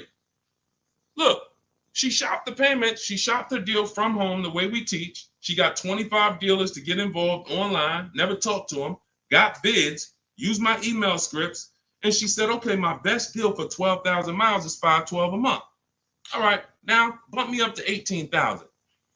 So she's getting, a lot of people would have just signed the 12,000 and then been talking about penalties that they're paying because they didn't get what they need. We teach something called choosing your mileage wisely. She paid $40-50 a month and she can drive her 18,000 miles a year, take her trips, do her crossroads, go see her kids in college and not have to worry about anything for $40-something more a month. It's the pennies. That's called being penny wise. Some people will be penny, that's called being dollar wise. Some people will be penny wise. It's called penny wise, dollar foolish. You have to get the mileage you need on a lease. And if you choose your mileage wrong, don't blame the lease. The lease is not a real person. The lease only goes what you put in. If you tell them, work me a lease payment with no money down, that's how they're going to customize it. If you say put the taxes and fees in the payment and give me offers, that's how they're going to customize it. You might have to tell them 2 or 3 times because they're so used to just telling people, hey, we need $5,000 down.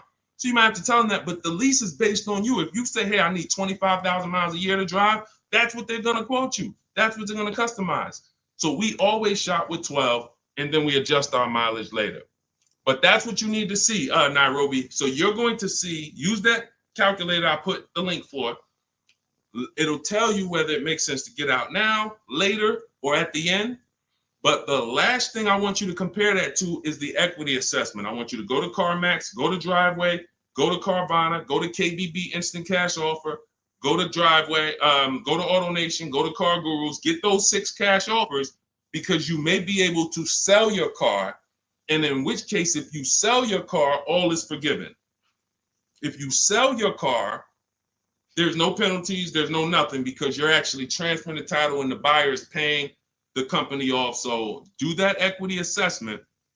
But when you go to those websites, you must put in, when they ask you, is it a finance, lease, or own, put own. Don't put lease because it triggers something in their websites. Now, if y'all are like, you're like Deshone, I'm not going to remember all of this. Get the blueprint. That everything I'm teaching you is out of my new digital book, Cars from Home, 7 Steps to Saving Time, Money, and Avoiding Dealerships. It's already 5-star rated.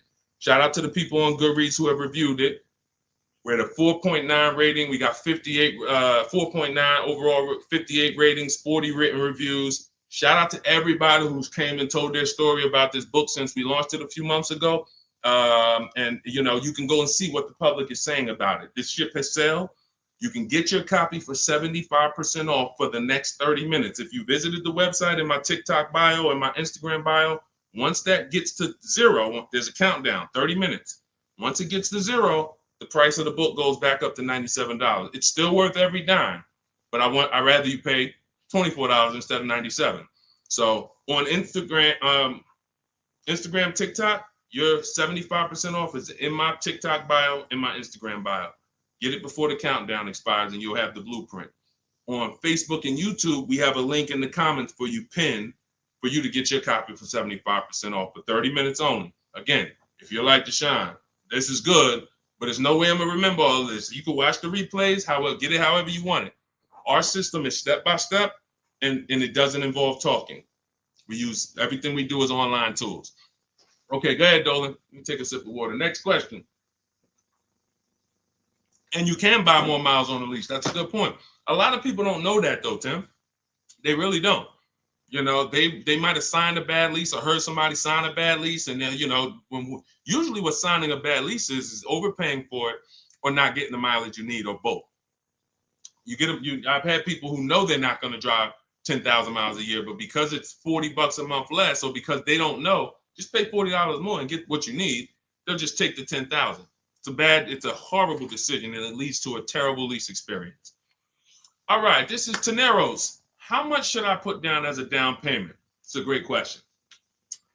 So what you want to do is understand that down payment is nothing but payment management. It is not deal management. You don't want to fool yourself into thinking that because you got a good payment, you got a good deal. That's what down payments typically can do to a person who's not really good with math. You'll say, all right, I need to get my payment to 400.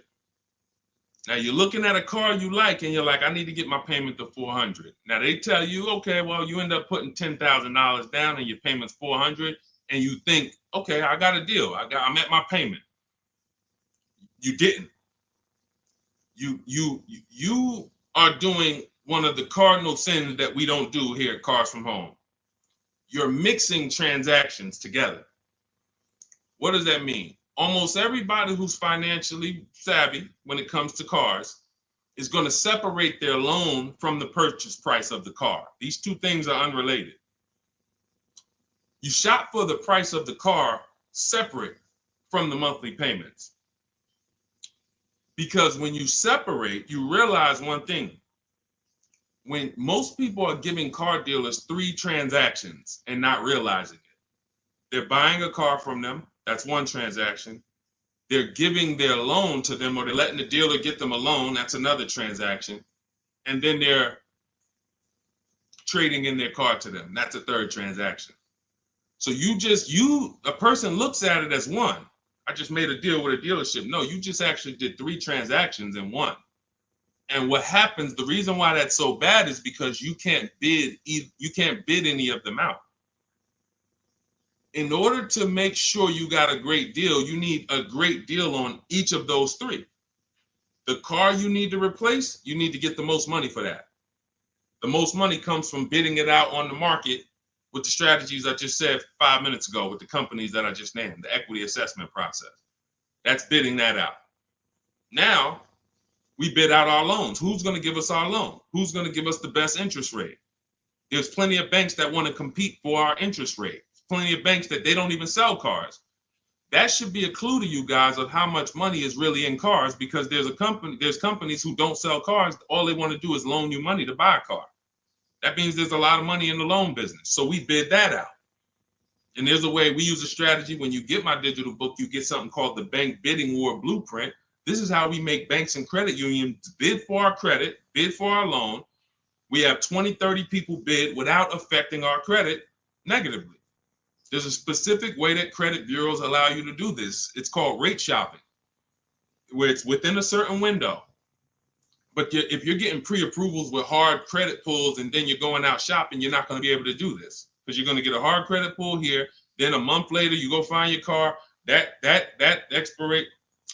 pre-approval expires. Now you got to do another hard credit pull. You already hit your credit twice, and you're outside of the rate window. It's just what most people are doing. And that's why when you get a pre-approval, most people become scared to shop now, because they don't want to let anyone else run their credit. So you're limiting yourself. But the Bank Bidding War shows you how to have unlimited people bid for your interest, and we do that after we find our car. But the third transaction is when we're going to buy a car now. The car we're buying, we're going to shop the used car market, look at all the marketplaces. I have a strategy I call the multiple marketplace strategy, where we're looking at all these websites like Amazon. I mean, we're shopping like we're shopping for a TV on Amazon, Walmart, BestBuy.com, but except we're on these car websites. Now we're narrowing it down, narrowing all the inventory down to the top 5 choices, and we're narrowing it down based on title, service records, accident history. We're verifying there's no bogus fees, and then we come up with our top 3 after we get the new car price of these vehicles. This is all, again, step by step. And some of you, you're like, this should be expected. This is what car shopping should be like. Car shopping is not like buying a TV. It's closer to buying a house. So although we do this in 2 hours, if you follow my strategy, you can get deals in 2 hours. Without these things, you're now winging the process. But first things first, when you determine, when you add to this question was about how much money should I be putting down? When we separate our transactions, now what we've done is we went out and we found the car we want at a below market price.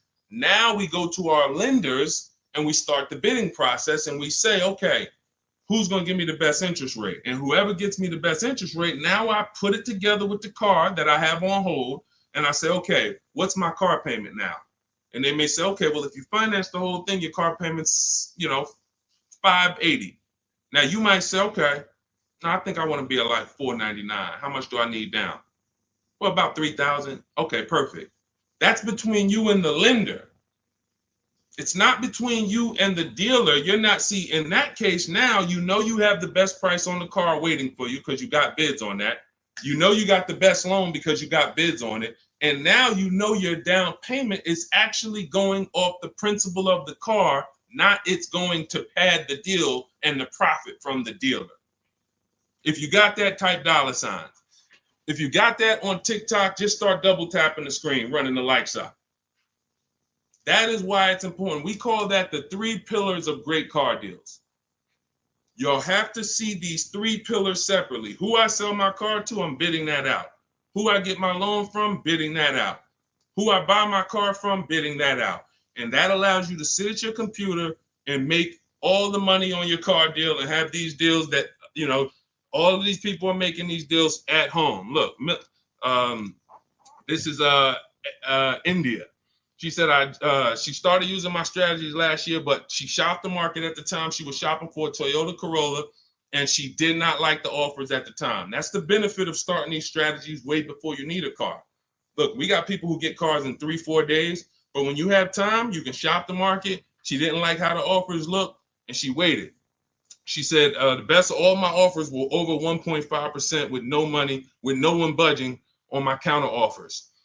Fast forward 2024, I had to find a car in 2 weeks, so I got to work. In about 5 days, I walked out with a 2024 Hyundai Elantra Limited, $36,000 for 36 months, $12K, $365 a month, no money down.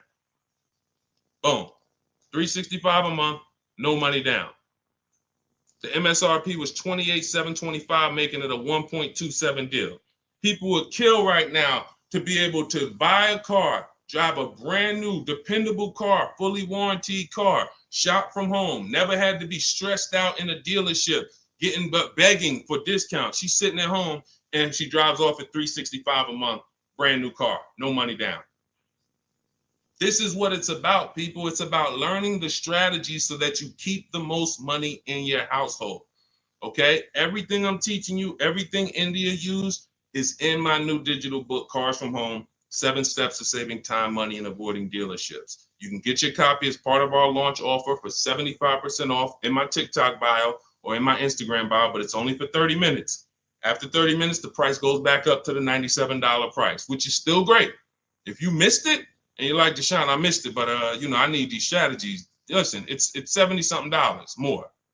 And the strategies you're going to use to save we can't even quantify it.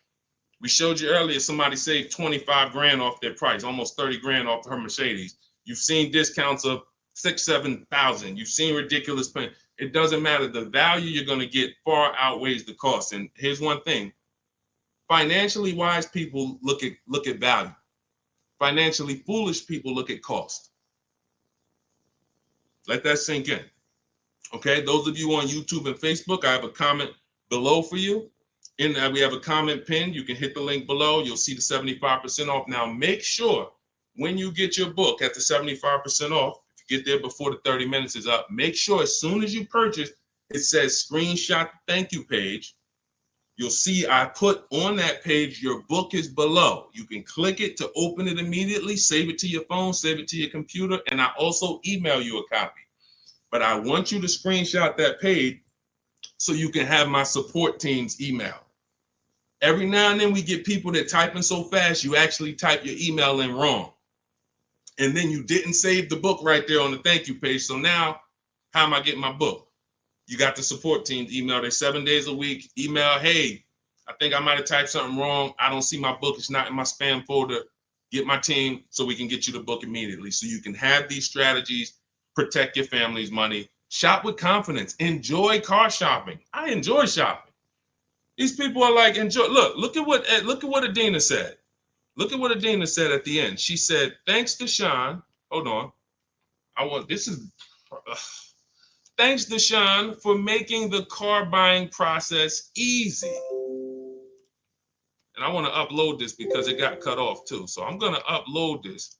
Thank you for making the car buying process easy.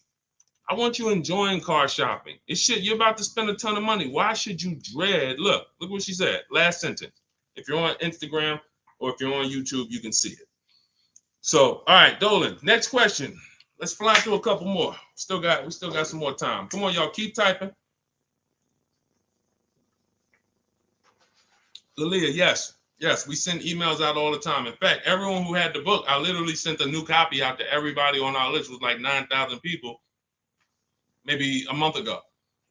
So, like, go through your email, check your emails from me, because we do that every now and then. Like, we'll literally just update the book and blast the new copy out to everybody who bought one. So check your email, check your spam. You know, I've sent you that book. If you purchased it last year, you've gotten the new book probably at least 2 times, 3 times. We've updated it and sent it out to everybody. Okay, Kevy Kev, good to see you. What are the basic pros and cons of leasing? I know nothing about it, but my husband's considering it. Good question. Let's talk about the cons of leasing first, because I speak a lot about the benefits. The cons of leasing are you always have a payment. Now, some people who buy cars and they always trade them in as soon as they pay them off, or they trade them in before they paid off, they replace them before they paid off. Like, you know, we had the young lady earlier on the stream. She said, I still owe $18,000. I'm about to go and buy another vehicle. So she's always used to a payment anyway. So that's a con.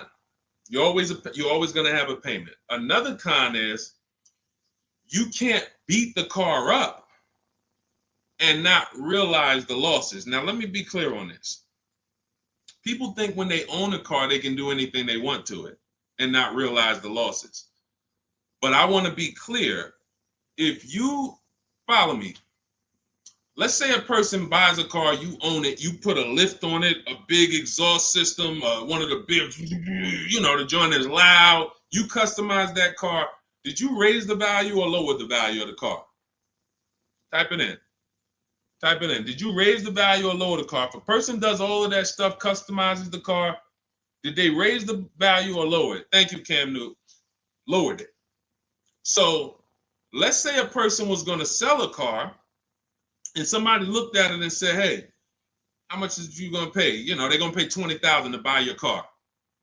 Now, you're like, okay, perfect. Now you go and you do all of this stuff to it, put the engine, put the exhaust on it, boom. You come back 2 days later, and you're like, hey, yeah, I want to sell you the car for $20,000. Now, they hear that new exhaust. They hear all that stuff you put on. They're like, nah, I can't give you $20,000 for that. And that thing probably worth $16,000 now. I don't know. What'd you do to it? So I'm trying to get you to see what I call the unseen expense. This is depreciation. Everything we talk about when we talk about leasing versus buying, we're taking into account how we're going to avoid major depreciation. But people who purchase don't often think that they don't actually understand that whatever they do to that car, if they drive 40,000 miles on it, they just lost money. If my car was worth 20 today and then I drive 30,000 miles this year, that car is going to be worth 10. I'm destroying the value. So you pay for it either way. So when I say that one of the cons of leasing is that you can't do anything you want to the car, well, you can't without paying for it, but you also can't when you own it without paying for it. But if you do that, you have to restore it to its original condition. Now, another con of leasing is you have to be able to estimate around about how much you're going to drive. So people who are like doing Uber or something, you don't know how much you're going to drive. There's a reason I don't tell business people who do those types of businesses to lease, even though they're not keeping their cars a long time. there's a better structure for you guys. Leasing is not it, because you don't know how much you're going to drive. If you have a good year, you might do 40,000 miles. If you have a bad year or a rough year, you might do 20 or 18,000 miles. So you can't predict it. So with leasing, you have to have an enjoyable leasing experience. You have to have some type of an idea when you're going to, how much you're going to drive. Now, one of the biggest cons to leasing is you can overpay by a lot because it's not transparent. It's not transparent. Could everybody who shares, there are a couple people on here, you always share the broadcast. I appreciate you. We need you. Can you hit the share button, hit that arrow, hit that paper plane, and tag one friend in, just in case they might be going to the dealership tomorrow. We need to make sure that they have what they need to win. So shout out to the sharers. We can't do this without you. Now, when you consider that you can overpay, see, when you get a purchase deal, everything goes on that receipt, the buyer's order. You can plug that into a calculator and you can match those numbers up. You might not be used to doing it, but that bottom line price, you can plug that right into a basic auto loan calculator on hundreds of websites, and you can make sure that your payment matches. You can't do that with a lease. There's all types of potential to hide money in leases. You can hide money in the interest rate. You can hide in the money factor, because you can't use your own financing with a lease. You have to use whatever bank or leasing company the dealership who's running the promotion is using. So that gives us potential to be overcharged for our money factor or our interest rate. There could be rebates on that vehicle, $2,000, $5,000 rebates. Look, when Sean was shopping for his F-150, some of you have seen it. It was a $15,000 rebate, $15,500. He wouldn't have known about that if a dealer's not going to come in and tell him, hey, it's $15,500 rebate on this. No, some dealers might say nothing. They won't even mention it. They'll just try to negotiate. Hey, how much could you, they hoping you say something like this. Can you get me the invoice price? Can you get me to the invoice price? If I could get you the invoice price, can we make a deal today? Yeah, I always heard that, invoice price is a fair deal. Okay, no problem. Let me go get it. So they're not going to tell you anything about, hey, we got $15,000. He didn't ask about the rebates. He didn't ask nothing about rebate. He don't know anything about the rebates. Let's go take off $5,000, get him the invoice price. We're going to make $20,000 profit on this deal. So this is how it works. This is how it works. So with a lease, you could have the same types of incentives. And the thing about leasing is when you go from a finance to a lease, your payment is naturally going to be lower. Even if you get a bad deal, your payment's going to be lower. If you're used to buying $50,000 cars and paying $900 or $1,000 a month and putting 10 grand down, that same $50,000 car is going to lease out for like $800 with a bad deal. So people will walk in and think they won. Oh man, it's lower. It's lower than when I used to buy these. But you don't realize that, if this was a vehicle like Zafrina here, and look, this was a $60,000 vehicle, $65,000 Jeep Grand Cherokee. Now that vehicle, she's paying $579 a month for, no money down. So you walk in and you get a vehicle like this, and you think, oh, they got me the lease at $800. It's a $65,000 vehicle. I had to win. No, you lost big time because there were so many rebates and incentives that you didn't understand were there, and there's no way you're going to get them to reveal them to you. The only way, and I've been in the car business since 2006. I left in 2020, and since then I've been helping people make deals around this country. The only way to reveal what all the rebates are is 2 words: multiple offers. It's the only way. You're never going to negotiate your way to finding out what all the rebates are, because one deal is going to tell you it's $3,000, another deal is going to tell you it's $5,000, another deal is going to tell you it's $8,000, another deal is going to tell you there's no rebates.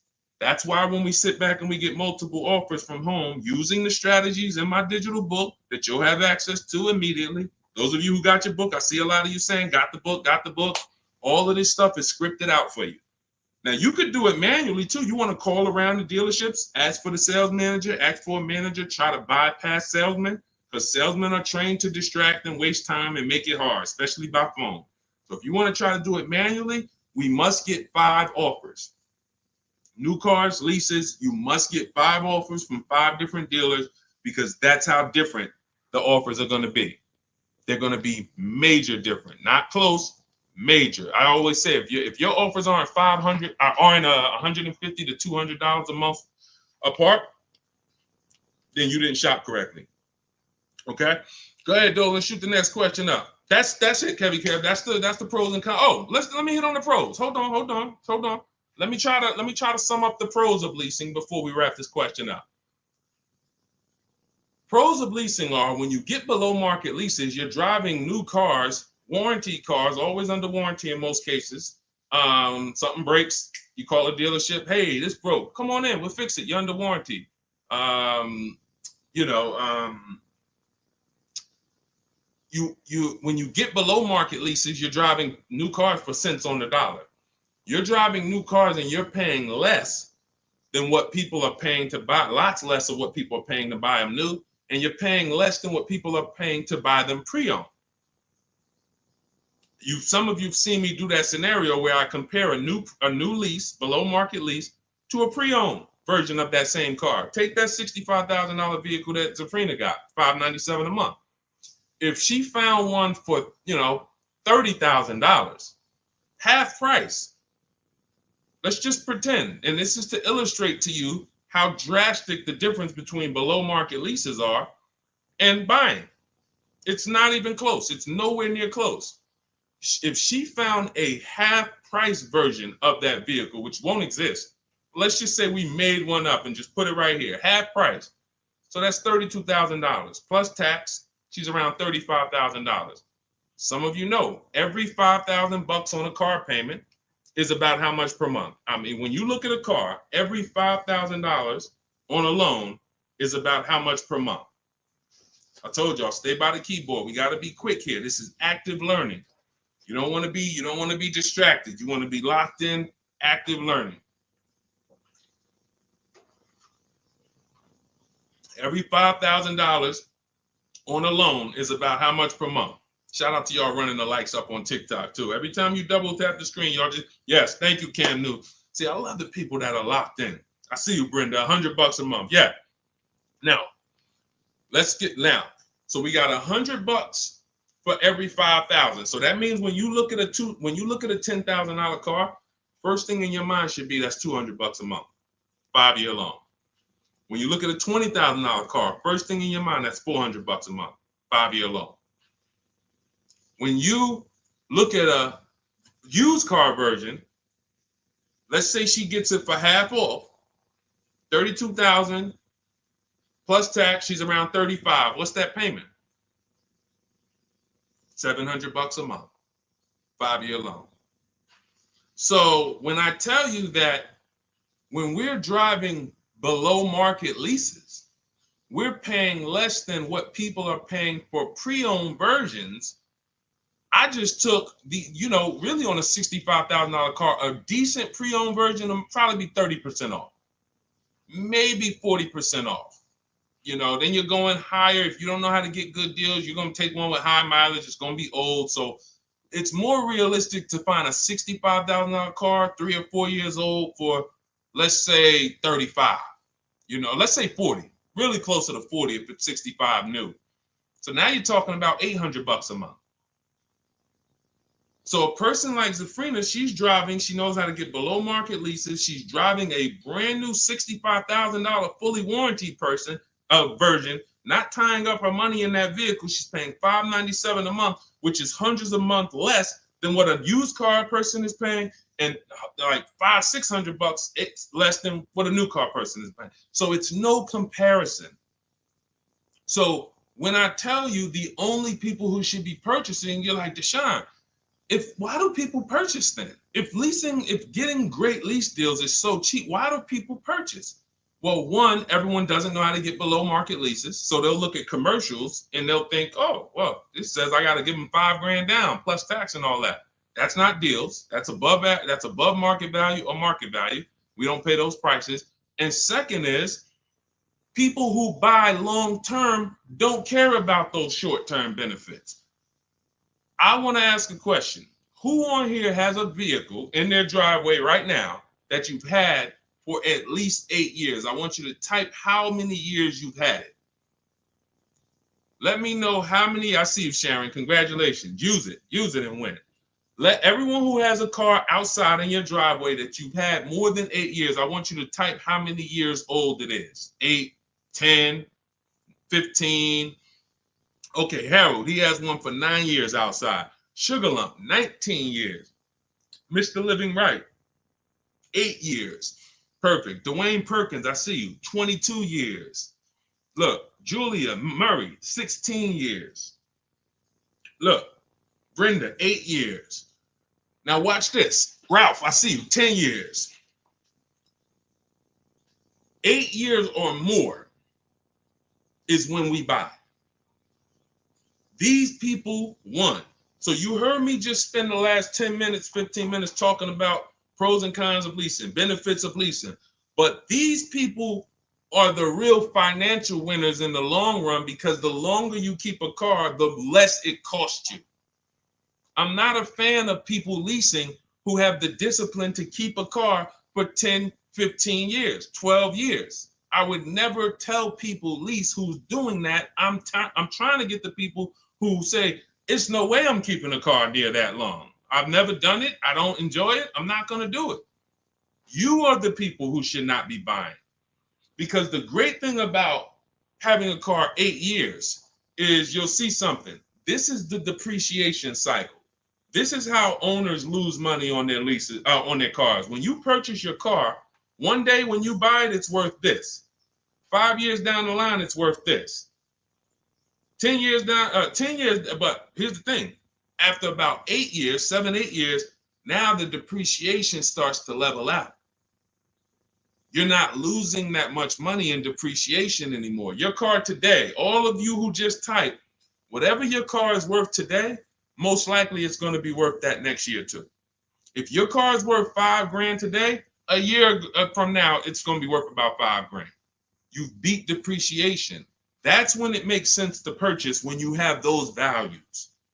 These people, look, we call these cars keepers. When a transmission goes out on the car, you know what people who are not programmed, you're not a keeper, you know what you do? Transmission's out. You gotta go get a new car. When the transmission goes out for some of these guys, what are they doing? They go get another transmission and put it in the car. That's what you do. That's what you do. So there's two sides to be on. You're a long-term side. That means, like my dad, he bought a truck 2013. 6 years later, the engine went out. He got a used motor, put it in there. He's still driving it. He's about to sell it for a couple $1,000s now. He's had that car for over 10 years. But he's had no car payment on it for probably 7 years. That's all money that stays in his household. Somebody asked the other day, hey, my car needs $3,500 in work. Should I go get a new car? I said, well, first of all, make sure you get a price from a second opinion from a local mechanic. You always get, for work, you always get 2 opinions. But if it costs you $3,500, will that car ride smooth for the next 3 years, 2 years, 3 years? If the answer is yes, you need to understand something. If you go get another car to replace that car, it's going to cost you a minimum of $3,500 a year, and most likely more than that, $6,000, $7,000 a year coming out of your household. So do you want $3,500 one time and now I got no car payment, I keep my bills low? Or do you want to go get a new car payment that's $400 a month? Now what is that? $400 a month times 12, that's $4,800 a year for the next 5 years or whatever. The cost of replacement, guys, is always more than the cost of keeping that vehicle running. That's why you want to have that car paid off before the 10th birthday, and you want to set aside money for maintenance and repairs. Whatever you were paying on your car payment, $400 a month. All right, my car is paid off. Now take $100 or $200, put it into an emergency fund. So when that car breaks down or something needs, hey, no problem. It's in the emergency fund. But I'm keeping that car, because the longer I keep that car, the less money I pay for a car, the more money I keep in my household. So that's how you purchase, because you're buying a depreciating asset. You have to go long term with it. It's going to go down in value like this sharply for the first 5-6 years. It's going down, losing thousands. But once it levels out, that's when you really want to own it, because now we good. Things paid off. I ain't got to worry about it. But as soon as people come through that deep depreciation, that's when they go and trade the car in, and they do it all over again, over and over again. These are the people who I'm trying to get you to understand leasing. You're in the wrong structure. So it's very simple. You're not keeping your next car 8 years, you should be leasing, shopping for below market leases. You're keeping your next car at least 8 years, you're shopping for a below market purchase. And all of this is in my step-by-step book. This is the first step. Leasing versus buying. I call it the most important question. We got to put your deal on the right foundation, and then we go get a below market deal. So for everything I'm teaching right now is out of my new digital book. You can grab your copy for 75% off. It's normally $97. If you want the entire blueprint, and you guys see the comments, you see the comments people making, man, get the book. Get the book. You see it. So you can go to, thank God we have approaching 10,000 people who have the book. Thank God. We are getting this in a lot of people's hands. People love the welcome offer. And the same people who are using it would look back and say, Deshone, I would have paid the $97 knowing what I know now and what I'm seeing in this book. But to get it at 75% off, $25, even more value. But it's only for 30 minutes. In my TikTok bio, in my Instagram bio, click that link that says 75% off. In my YouTube comments or Facebook comments, we have a comment pinned for you for your 75% off. But once that timer hits zero, guys, it does go back up to $97, which is the normal price. And it's worth every dime at $97. Okay, so get your copy. Make sure you screenshot the thank you page as soon as you purchase, and make sure you take a record of our support team's email, because sometimes you go and you type it in, you're like, I'm finally going to be able to enjoy car shopping. Man, I'm about to make the best car deal of my life. And you're so excited, you type your email in correctly, and now it's wrong. And so we can't email you the book. Now, once you get the book, you're going to see, as soon as you pay for it, I say, open your book below. So there's a link right there on that page to actually open the book, and you can save it to your actual, you can save it to your phone. But I email you a copy too. And sometimes if your email's wrong, you're not going to get that email. So make sure you screenshot that page. It has my support team's email, or look at it right here. Look at it on the screen. Get the support team just in case. But that's not for questions. Do not email me any car buying questions to that. That's only for making sure your book gets to you. Okay? So I want you empowered. I want you making the best deals you've ever made. I'm just going to show a bunch of more people before we rock out. I didn't get a chance to get to everybody's deals that has sent me a deal in the last couple of days. I didn't get a chance. Ansley got his second vehicle. He said 2 down, 1 more to go for the year. He got this BMW truck. We showed Melissa. We didn't show American Senior Benefits. You guys can read this if you're on Instagram, on YouTube. You can pause that. But we'll go more detail on the second stream. Keep sending me your deals, because I told y'all I was going to bring them onto the show. And after you make your deals, email me. I want you guys proud of the deals you're making. I want you excited, not just about the car. Everybody gets excited about posting their cars. Everybody. You'll see that all through any social media platform. People get a new car, they want to take pictures of it, but they'll never show you the numbers. And you may have been this way, because secretly they're ashamed. The last thing they want is somebody who understands the numbers to look at that deal and be like, hey, did you see this? What's the $4,000 here? Did you see? How many offers did you get on this vehicle before you paid this price? Oh, no, I just thought they don't want that. I don't want you living like that. If you've done that before, I don't want you like that. I want you like all of these other people you're seeing posting your car deals, like Melissa, like American Soldiers Benefits, like Ansley, this is his other car, like Rosalie, like Jen. Hold on. We do this all day long. Like Teddy, like Jared, like Zafrina, like Pierre. Numbers. That's what I want. And that's the confidence you will have after you get your book. So get it. If you do it your way, do it your way. God bless you. My way is no talking, right from home. That's why we call it Cars from Home. So I'm going to check out. God bless y'all. I'll see y'all on the next stream. Share this with a friend. Before you jump off, share this with one friend that you're like, hey, I got somebody that my best friend, they need to see this, because we have to help people protect their money. If we don't get this message out, our friends are right now in dealerships right now overpaying. Okay, so God bless you all. I will see y'all on the next stream.